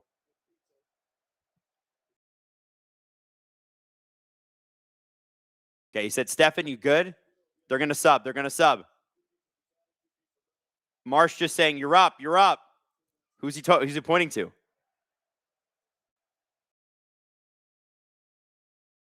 It's a bit chaotic on the sidelines right now. Estacio is up. He's yelling at the refs saying, sub, sub, sub.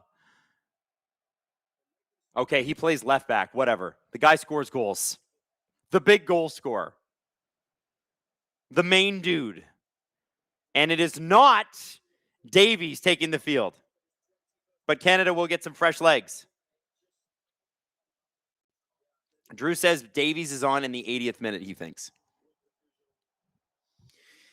Canada has 3 subs remaining. I would imagine it's going to be Promise David and Alphonso Davies.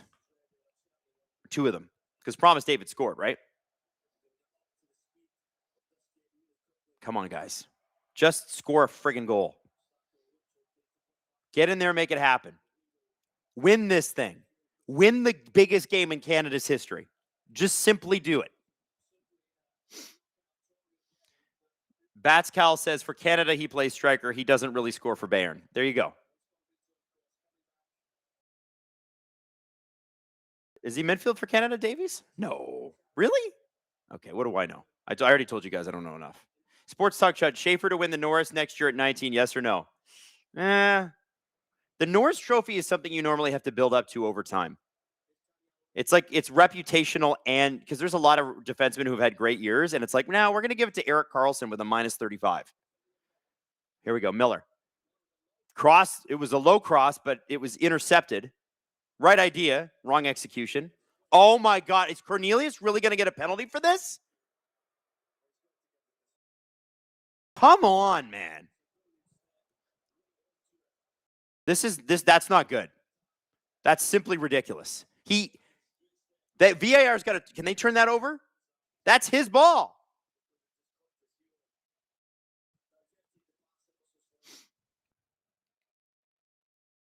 Yeah, there was nothing wrong with that.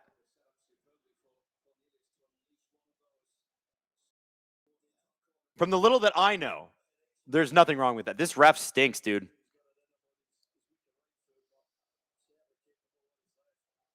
Oh, ball hit the ref. Justin says that's why it's being stopped.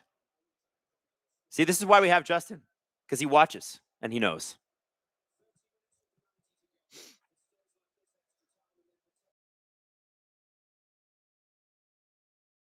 And Jesse Marsh catches it on the side of the field. Always funny when the coach does that.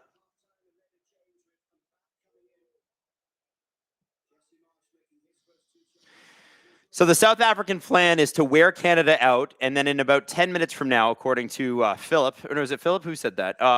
What a joke, puppies. What a joke, sick puppies. Says South African game plan is to wear out attackers and start attacking hard around 70 minutes on. Well, that's why you're holding some of these guys back, I guess. Oh, good defending there.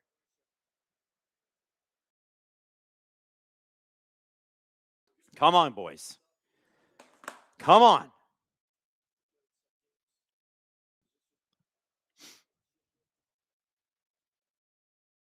The boos from the Canada side are raining down. They should start a ref you suck chant like it's a hockey game, Drew. That should be our contribution to the World Cup. And other people can jump on board, you know? I'd like that. Uh-oh. Don't love this. Don't love this. Oh, and that's wide. Woo! Woo! I didn't like that at all. Not a fan. Not great defense again. This is what burned them against Switzerland. Switzerland took more advantage. But look at this shot. It's a good one, just a little wide. He's got a wide open, but it just kind of curls to the right.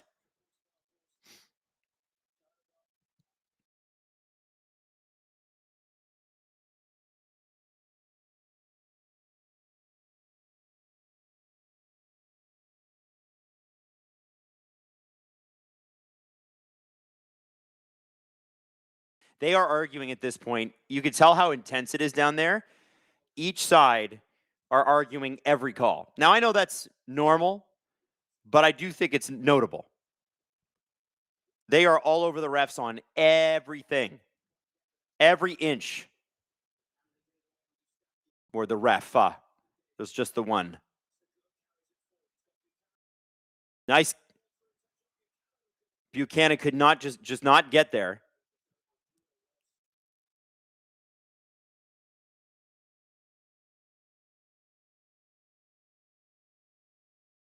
Smart of Buchanan to not touch that, although I think he wanted to. Was that smart or did he just miss?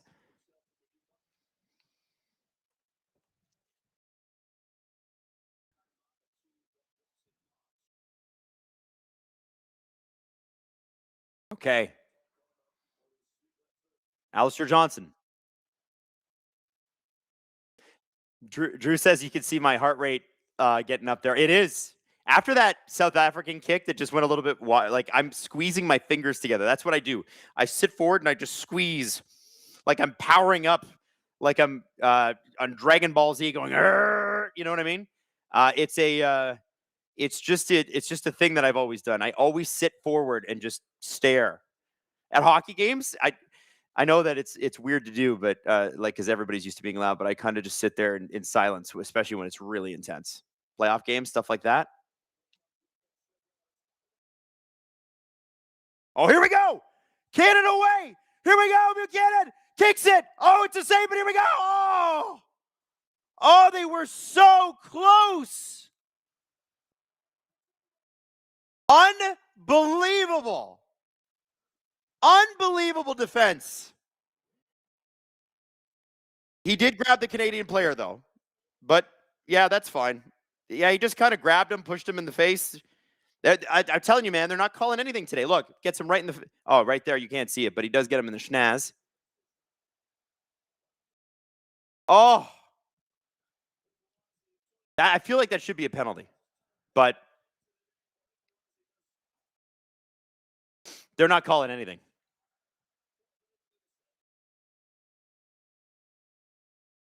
Come on, guys. Come on, boys. Estacchio. He's going for a corner kick that's going to be at the top of the box. You can tell by all the players where they're hanging out, pushing and shoving. In. They get it. Canada. Oh. And a header just goes way wide.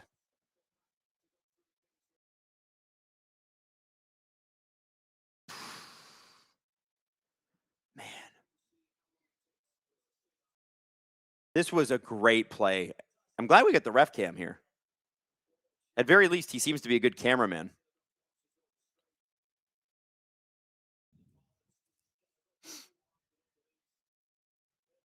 Robert Bett question, do you think Toronto tries to get Werenski from the Jackets? What would it take? Nice prospect, would it be worth it? Apparently he wants to be here. I don't know. Elliot was saying the other day that Toronto doesn't have the package or the goods. Then today CJ's saying that Waddell's not picking up his phone. It's impossible to know. Do I think Toronto would go after him? Yeah. Do I think it would be centered around Matthew Nyes? Yes.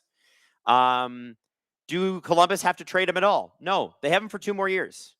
They will get their best package this summer for him because next year he's got all the control. Canada cross. Oh. But I do think, I think they'll try. It's just a question of what other places might he want to go to. And Don Waddell, when he makes this trade eventually, because it looks like it's inevitable, it will be the defining trade of his general managership in Columbus. This will be the defining moment. Where they go from here depends on how well they do on this trade. And we got the hydration break now. And the ref is explaining stuff. Canadians like, okay, all right. Yellow card, by the way. I don't know why they did that.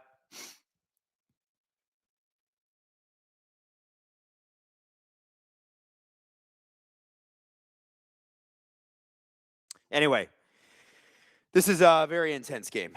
Very intense game. Sometimes it's nice to have a hockey question injected in there so I can just calm down a little bit.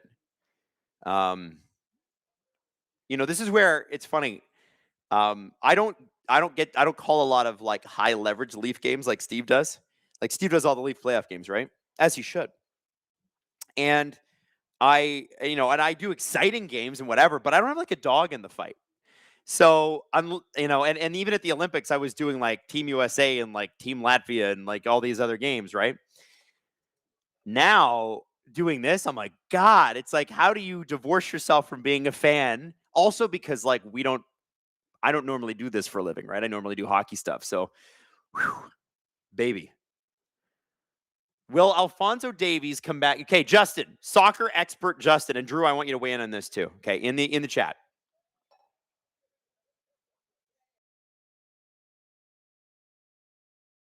Will Davies be subbed in after the hydration break? Yay or nay? I want everybody's answers. Just yes or no. Will Davies be in after the hydration break when we come back?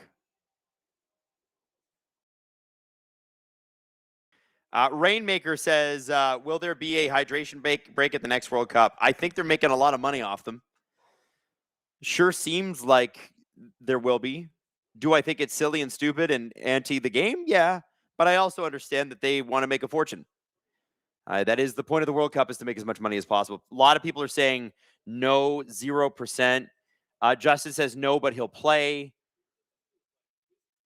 A lot of people saying no. Okay, so it's still too early to get him in, is what you're telling me. You want to get him in so he can go 100,000% for like what, 20 minutes?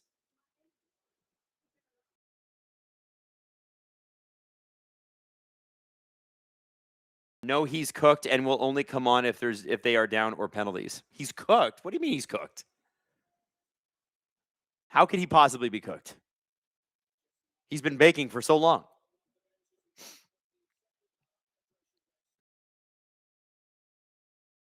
If it goes into penalties, he goes on last second.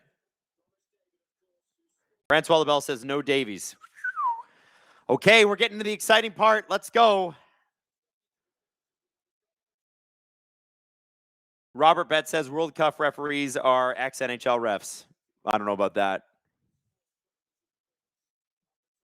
Is that Promise David coming in? Or no, Schaffelberg. Liam Miller out, Schaffelberg in. Muck says, attaboy, Leafs question. Does the Marlies winning Calder make you feel like the Leafs should have given their AHL players a chance? No. I mean, yes. Berube had a messy season, but just because they won the championship doesn't mean they're ready for the NHL, all of them. I think people will get an opportunity in camp, but there's a huge step up from the to the NHL from the AHL. Okay, 70th minute. Here we go. You got to remember, too, the Toronto Marlies are stacked with a lot of AHL veterans who know how to get it done. It wasn't like it was a bunch of kids. There were some kids on the team, but it was not like a bunch of kids.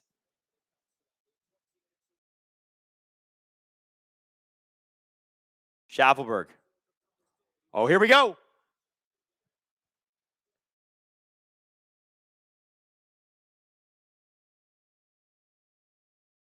Come on, you're not calling that, ref.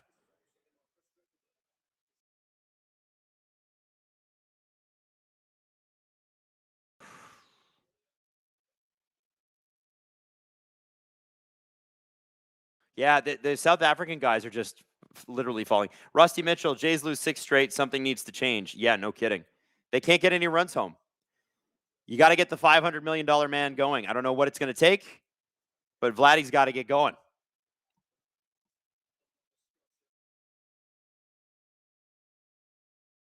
All right.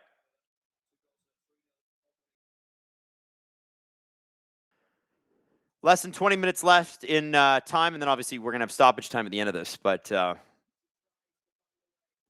we got to get something going here.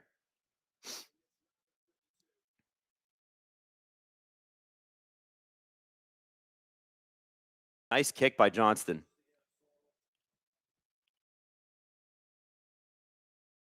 Stacchio.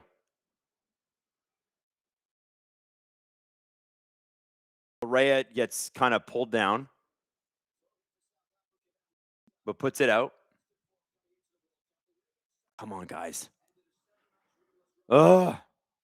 Couldn't be squeezing my fingers together harder right now. Just white knuckling this game. Well, that ball somehow stayed in, and South Africa somehow stayed. Oh my God, are you serious? Down again? Can these guys stay on their feet?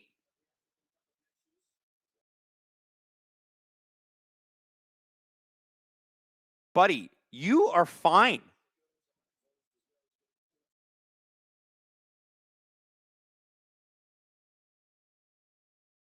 Come on.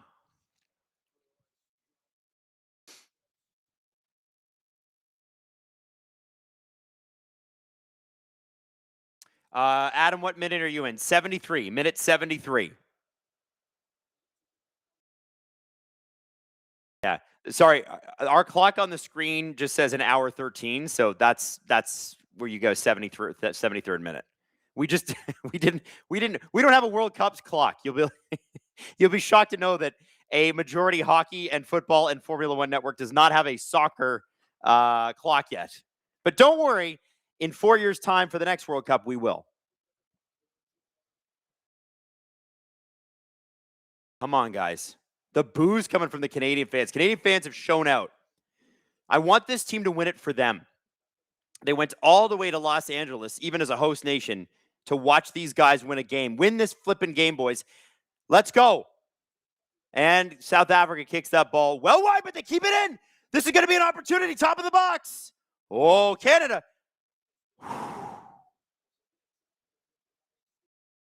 Ooh. Ooh. Just over 15 minutes left. Wow.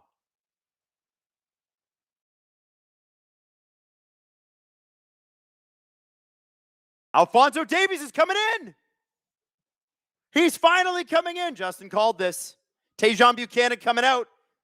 And the big roar from the Canadian fans, Alphonso Davies. Tyler says, haven't been able to watch the game. What have I missed? It's been really boring, actually. Couple of really good opportunities for Canada. Couple of good ones for South Africa, but South Africa are just basically trying to wear them down. Oh, that's a foul right there, right? Muck says, Adam, also, I went to Toronto for the first time with my band. We performed at the Baby G in Brockton Village. I love your city. Really enjoyed my time. I'm glad to hear that. Toronto's a great city, man, especially in the summer. I mean, it's good in the winter, but in the summer, Toronto comes into its own. It's amazing. I'm glad you enjoyed it here. So Davies is in. Finally, we get to see him. Could be the most impactful 15 minutes of the entire World Cup. Could be the most impactful 15 minutes of Canada's entire soccer program history. We are in the knockout stage for the first time ever at a World Cup.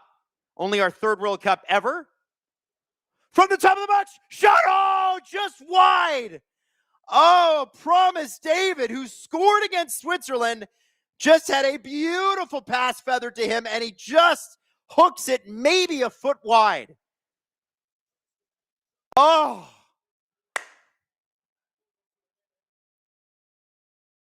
Did he have a wide open guy on the right? I was so focused on him I didn't see it. Okay, that's a good shot. That was a hell of a pass from Davies. What a difference already.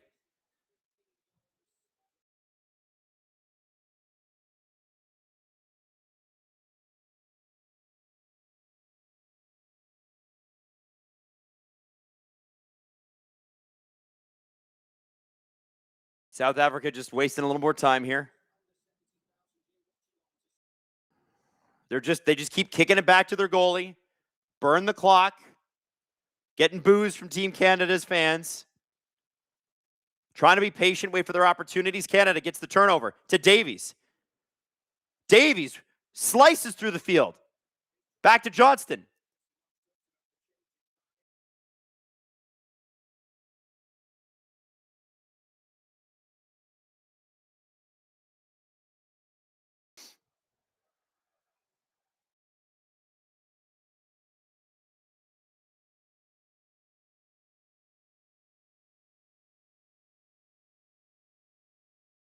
Johnston. Cross center. Back to Johnston. Leaves it. Stacchio. Cornelius. Canada playing a lot better now. Davies. Back out to Stacchio. Top of the box. Back to Davies. Davies looking to make a play. Davies in. Shot. Shoot that damn thing. Oh. Jonathan David with a shot on the net, but the keeper for RSA was able to get it. Alphonso Davies. Man, Alphonso Davies looks good, baby. He looks good. Let's go. What a player he is, man. You can just immediately see the game elevate when he's on.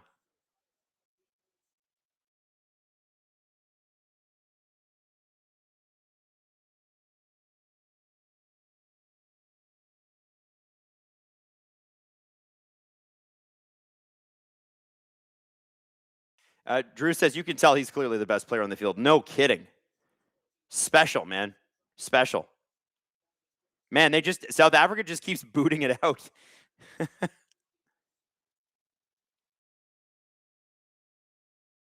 Cornelius. Canada being patient here.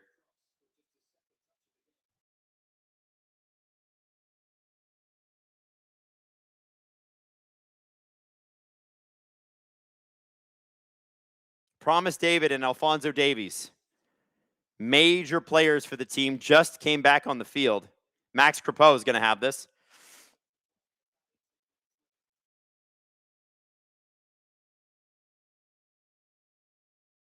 Begging the Canadians to score.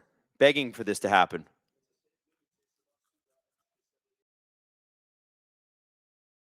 Come on, boys.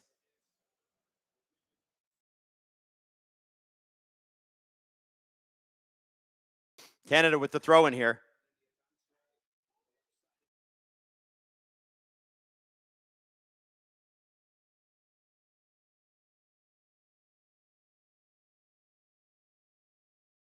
Canada not able to get much going here. They have possession, but the South Africans are covering them well.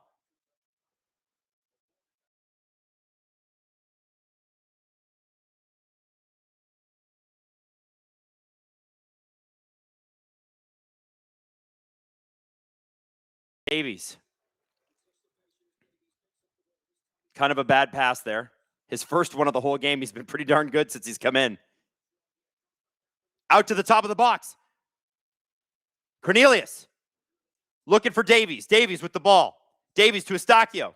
Tried to do the give and go. I don't know if that's a soccer term, but that's what it looked like to me. Oh, Eustachio turns the ball over, and the South Africans put it out. Thank goodness. Davies has got it. Throws it into Cornelius. Come on, boys. Cornelius. Less than 10 minutes to go in regular time, and then there'll be some penalty time afterwards. Or injury time, or whatever it's called. Here we go. 30 minutes of extra time for overtime, by the way, or extra time, or whatever you want to call it. But obviously, they've got penalty time too, or whatever I don't even know what they call it. What do they call it at the end where they add the extra little bit of time on? Injury time. That's it. I'm hoping Canada wraps it up before that, because I'm not sure I can handle this stress. There's a reason I wear black shirts on these, because I sweat like I sweat. Also, fun fact, I do all these streams, not just because it's Gripper Nation, but I do all these streams without my socks on because I get so hot. And so it's so intense that my body heat goes berserk. Oh, here we go. Oh, Promise David did not do much with that ball.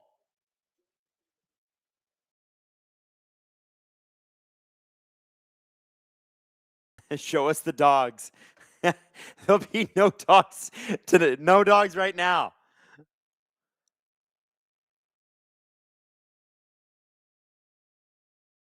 Come on, boys. We need this. We need this win.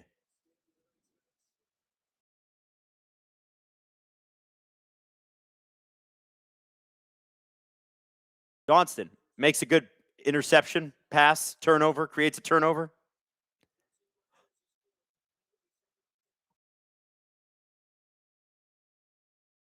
South Africa now being pressed by the Canadians.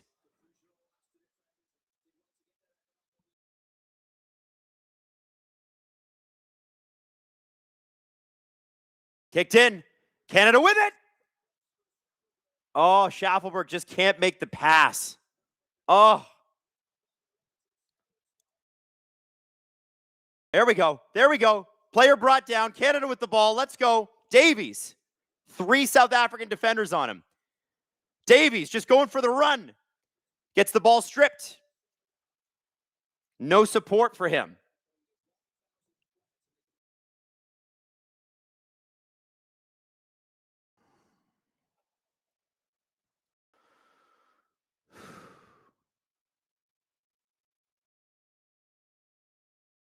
We're in the 83rd minute, by the way. I saw somebody said, yo, this clock has me confused. It's because it's a hockey clock, okay? We're doing the best we can. At least it's counting up.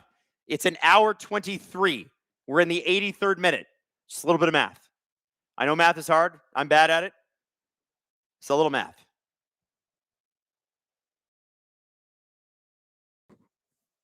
This is the knockout stage. Meaning, there will be no draws today. There'll be no ties today.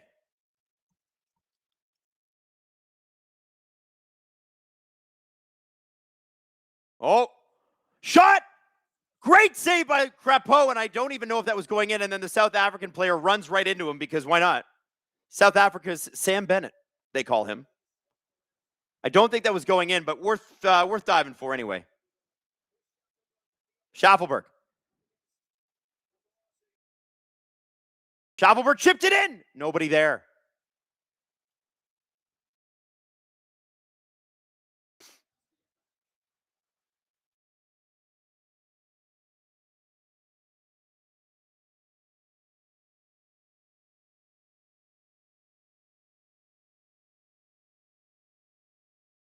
All right, here we go. Davies, side of the box, left side. One-on-one, here we go, Davies. Tried to get into the penalty area. He's held up by the South African defense.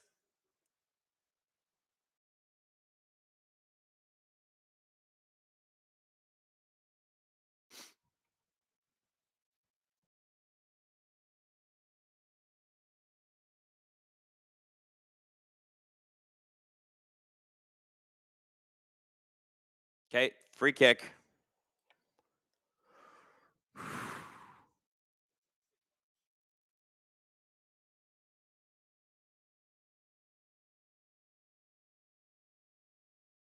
South African putting two guys in. South Africa, excuse me, putting two guys in. So they're going to have some fresh legs out there.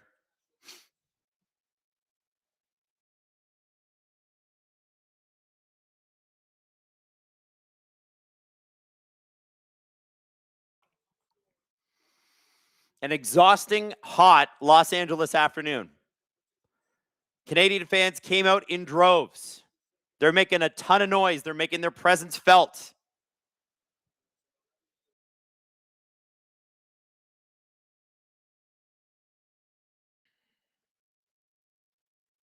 Come on, guys.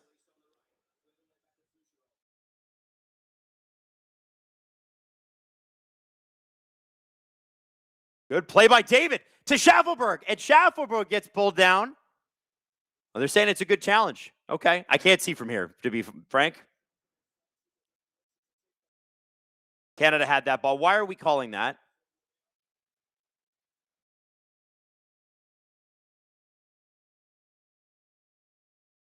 No, that wasn't a good challenge. I thought he had the ball. Listen, I'm going to be completely honest here. As just a fan,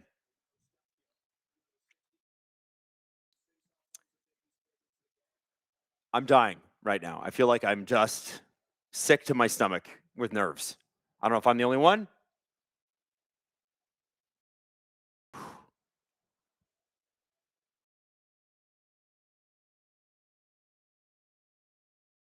Oh, Stachio just got booted pretty hard.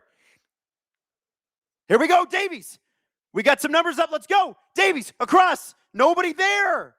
Oh.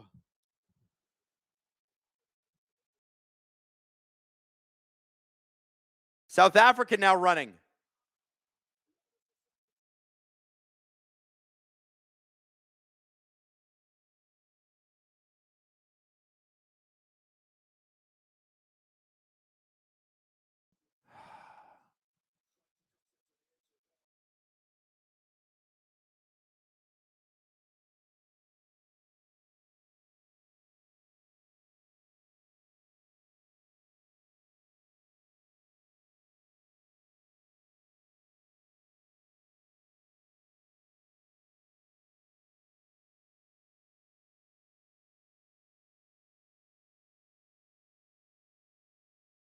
Okay. We're getting close to the end here. I think there'll be 6-7 minutes of extra time for sure. A lot of South African diving. Uh-oh, here we go. Whew, back to make that play. Thank goodness.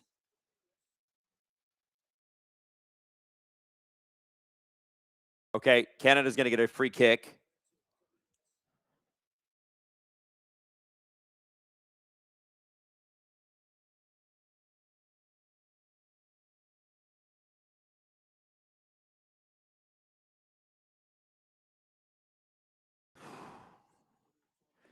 Now it's gut check time, kids. This is a game. No matter what happens, that was a bad pass. This is a game that we're going to overanalyze to death. People are going to be talking about this game for a long, long time. It's either they seized the opportunity or they blew something. I want it to be the former, not the latter.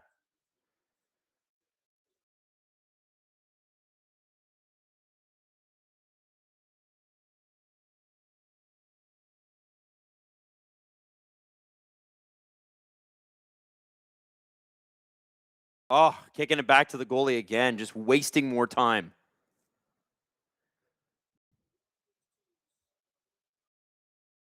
Watch, he's going to just boot it back to. Oh, no, he did. He actually, he brought the ball back up. Oh, no, watch, they're going to kick it back to the goalie now. Look, 21, he's going to do it. Yep, see? 5 minutes added on. Drew, we were both a little too long. 5 minutes added on. All 5 of those minutes were South African flops. I just want to throw that out there. Diving like it's Tim Stützle. This Tim Stützle Olympics out there.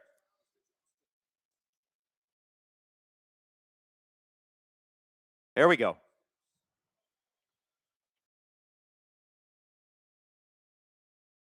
Davies and David.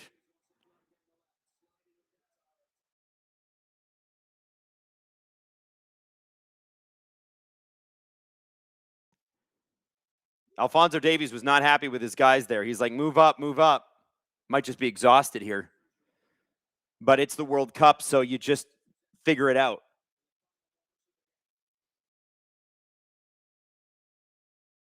Here we go. Schaffelberg. Cross. Oh. Back to Asaccio. Scores! Canada! Stefan Asaccio! Stefan Asaccio from the top of the box! Stefan Asaccio puts it home! Shocks the South Africans who've been smothering Canada on their defense all game long. They break through. Canada has scored. Canada is up 1-0 with less than 5 minutes to go in stoppage time. Heartbreak for the Republic of South Africa. My God. They scored. They actually scored. They finally did it. A game that was frustrating with 3 bold underlines. And from the top of the box, who's played all game, Stefan Asaccio with a hell of a shot. 3 South African defenders on him, and he scores. Let's go, baby. Finally. Canada, in its first knockout game, is roughly 3 minutes away. Roughly 3 minutes away from getting through.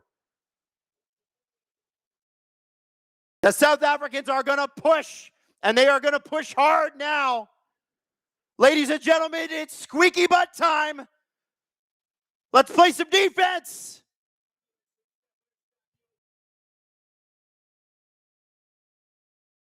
Wow, Stefan Asaccio, man.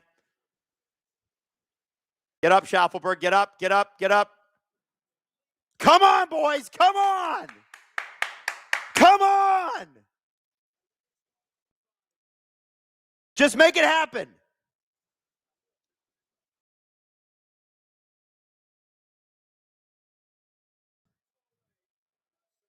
Crepeau, man, had to make a real tough kick under pressure there.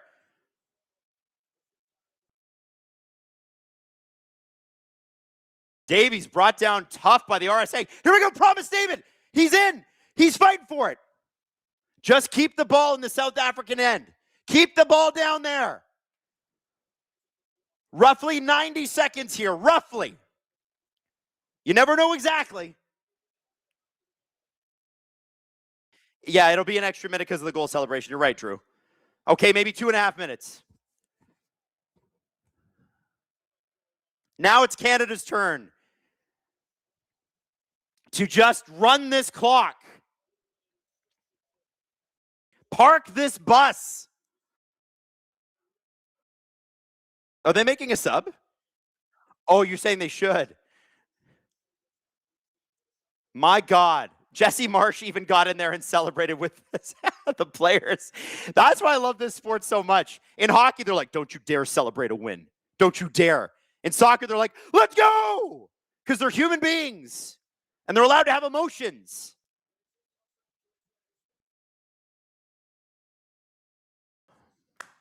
Come on, boys.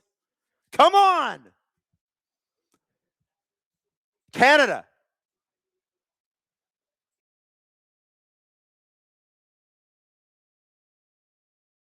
Johnston, stout defense. Schaffelberg makes a good tackle. Kicks the ball way down the field. Great kick, too. Wait, what? 1 minute. 1 minute added to the clock.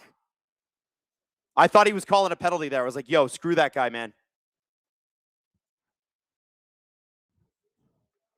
Uh-oh. Get in front of him. Get in front of him. Good. Kick that ball away. Get rid of it. Oh, Schaffelberg, you got to stop holding on to shit. Just go.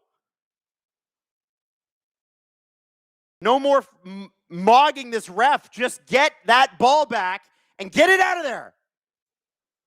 South Africa moving towards the area.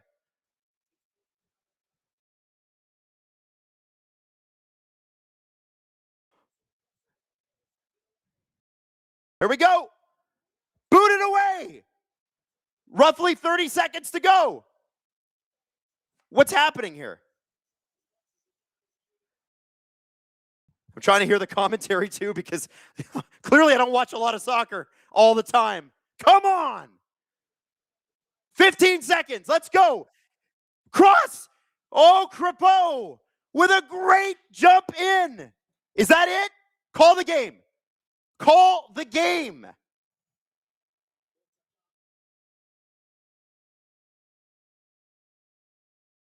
That's got to be it. How many more games are we going to do? Or how many more minutes are we doing here? Call the game.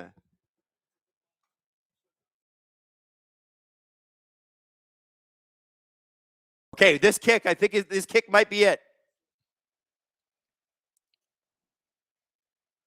Canadian fans booing the ref, but also cheering their country. And that's it. Canada wins its first elimination game at a World Cup ever. You just saw history. The biggest Canadian World Cup victory ever. The biggest victory in Canadian soccer history. It's happened today, and you witnessed it.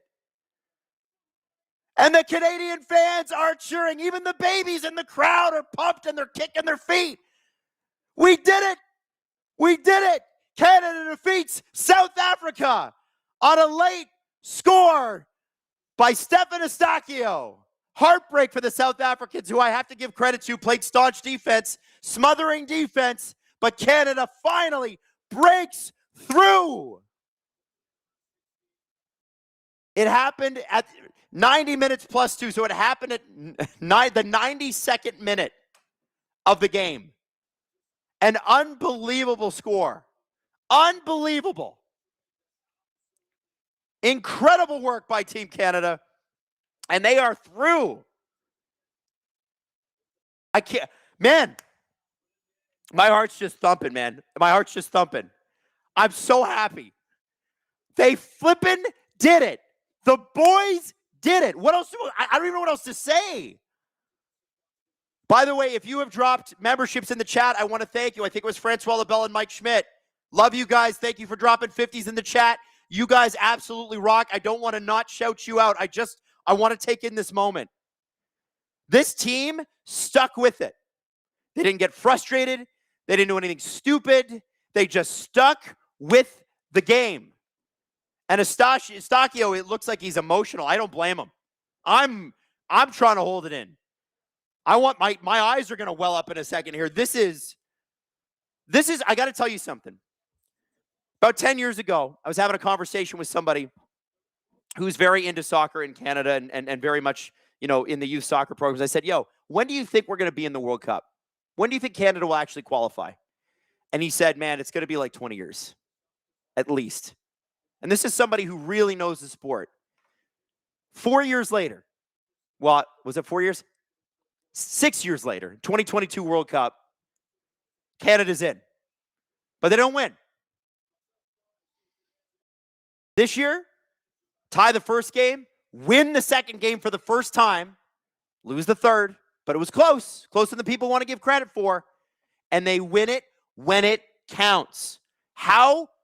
Listen, this is a tournament that's going to build superstars around the country. This is a tournament that is going to inspire the next generation of Canadian soccer players. The kids watching right now might even be one of your kids. Jesse Marsh addressing the crew. This is the biggest win in Canadian soccer history. They did it.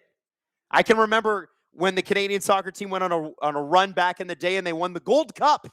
I don't know if you guys are old enough to remember that, but I do. And then it was 20 years of nothingness.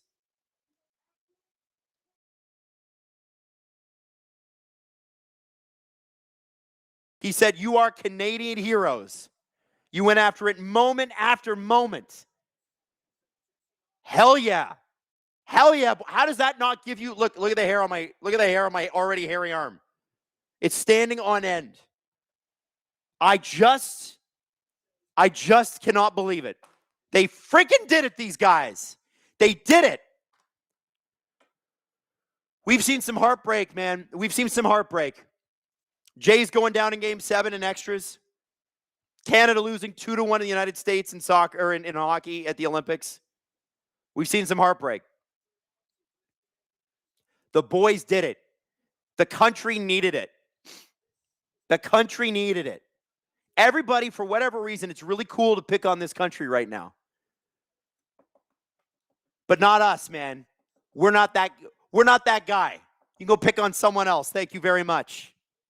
This is a strong, amazing country that just put an incredible win to the field. Absolutely amazing. I love this team. I love this coach.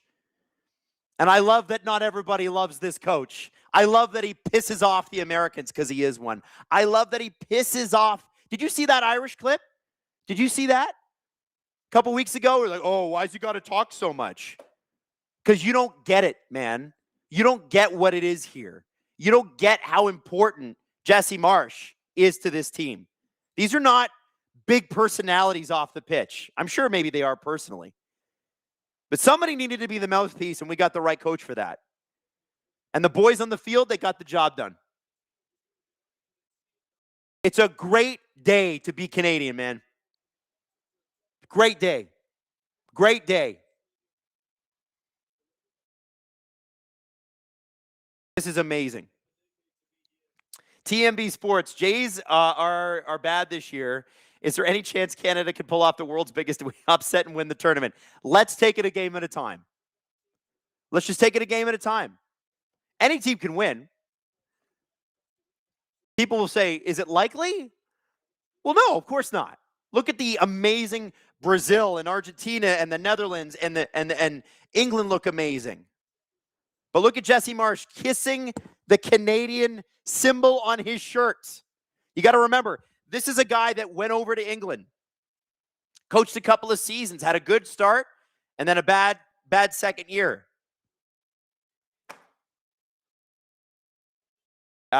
Drew says, imagine how much better this would have been if it had been in Vancouver. You're right, Drew. We deserve that, but FIFA doesn't care about Mexico or Canada. They care only about appeasing you-know-who. But I'll say this. Jesse Marsch, man, this is a guy who interviewed to be a coach of Team USA, where he is from. And they said, no, we'd rather get our other guy. And they were kind of shitty about it, too. And look at what he's done. The country that no one takes seriously in this sport. One of the most multicultural, incredible countries in the world that no one seems to take seriously. It's nice to see him do something big. It's great. History. Feel good about yourselves tonight. Because this win, it represents us, man. It's not just the guys on the field. These guys know this is the whole country behind them. Let's go. Let's go. Now, they have a tough matchup coming up. I have no doubt about that. But here's the thing about the World Cup is it's supposed to be tough. It's supposed to be hard. You find a way. They found a way today. Let's do it again. All right, now, I'm going to let them walk off the field, and then I'm going to let Drew and Justin get back to their lives. I'm going to rush home. Oh, there's Simu Leo. I'm going to rush home, see my kid, see my wife. I haven't seen them all weekend. And then I'm going to come back and record Nailing the Apex later today. Because you know what? It's a super sports weekend. NHL draft. Gavin McKenna, #1. Leafs have an incredible draft. Look at Marsch just walking on the field, giving the Canadian fans a lot of cheers. Let's go. So it's going to be Netherlands or Morocco next. If it's Netherlands, it's going to be a tough day in my house. My wife's Dutch, but we're cheering for Canada. Okay? All right. Drew, Justin, thank you so much for doing what you did today. You were amazing. Drew, it's always fun to work with you. We never get to do this. It's so nice.